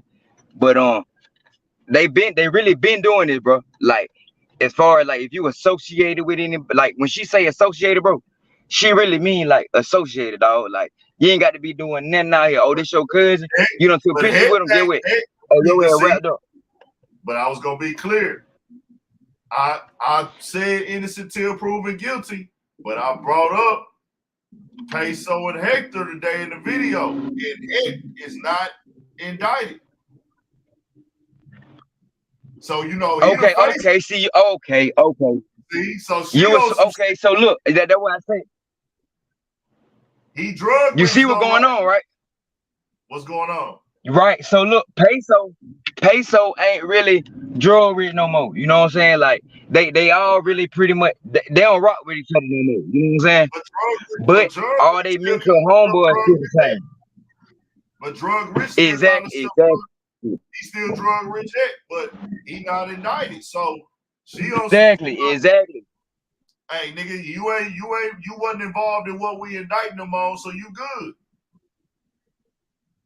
Right, but that's or is that the way she trying to portray it? Cause believe, bro, she know. Look, them folk know who the, you know what I'm saying, the big But one he and the not. little ones. You know what I'm saying? Fuck them up. What made her get on their ass was they ran in that house. She said that she watched one of them shows with the whatever the girl name is. I watch her show, and she showed her Housewives. and they ran in her house. So she already looking like, oh, okay, y'all didn't only do that. These same group of niggas ran into a house where a 16-year-old was in the shower, and they forced the 16-year-old out the shower. So now she's like, oh, now I'm on y'all niggas And that back. homie baby. She wants people Exactly. We have a lot of people moving to Atlanta. She want these people to know that they are safe in Atlanta and they don't have to worry about their house being broken into. They don't even have a murder on this RICO charge. Ain't no murders on this RICO. Right. She going after she just you a group of niggas right on your ass. Right, exactly. And see, the reason I said that, all that other stuff tied in, and it's similar to what you saying, except it was a few murders on that, really like 9 with the other incident. But see, a lot of the mutual parties still play, you know what I'm saying? A lot of the mutual parties that didn't get involved in, you know what I'm saying, in what happened then, they getting involved now. That's why I'm saying they a hybrid gang. They're outside looking in. I think that she really know. See, she really know a lot more than she telling, but like you say, that she really ain't got at the moment. So I'm gonna speak from the outside looking in, right? It seemed like to me that she like just throwing bait out there, waiting for somebody to be like, you know what I'm saying? Oh no, this was really going on. Oh, this is what you really need to, you know what I'm saying? Basically a wreck. She ain't throwing out no bait, and these folks gonna get to telling. She ain't throwing out no bait. You don't think so? They got already giving her the information, dog. She live in Atlanta. I don't know if she from Atlanta. She live out there. They already giving her the information. She got the crimes being committed. They didn't pull niggas' fingerprints already. These niggas did that. Oh, this nigga here gave us the information, nigga. All we need now, once you get them time in the place, they now gonna check the cell phone towers. And after that, all they need is a motive. And they already got a motive. Y'all been on Instagram. My bad. I thought you was my girl. So now, we good though, bro. I appreciate you tapping So in, let me ask man. you. Yeah, for sure. For sure, big. Hey, look, one more question though. You don't think in a few days, head gone goddamn, you think he's safer? You think they're gonna go ahead and tag him on with one? He's not part of the indictment. He is great. He's Okay. He's good. So That's good all though, that's all I need to hear. Hey, you know, I already know I'm gonna check back in with you, big bro. I'm goddamn 10 to the business, but I'm watching you though. Do your thing, my boy. Good. Appreciate the support, man. All right now. All right. You know it.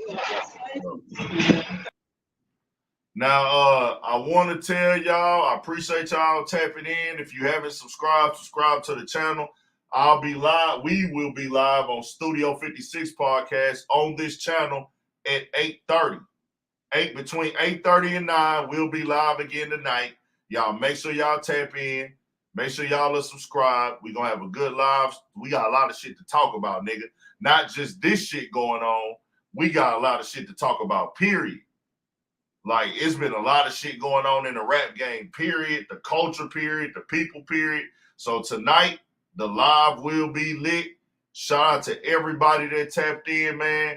Everybody that came through. My boy IV Hunter, LV Hunter. I don't know if I got it right, but shout out to you. Shout out to motherfucking Cutthroat. I'll be honest, they one of the brands that I fuck with too. I need to order some shit from them. I'm gonna pull up to their store next time and hit that Long Beach. Shout out to my boy Strictly Flames TV, King Jess. Shout out to you. You've been showing love.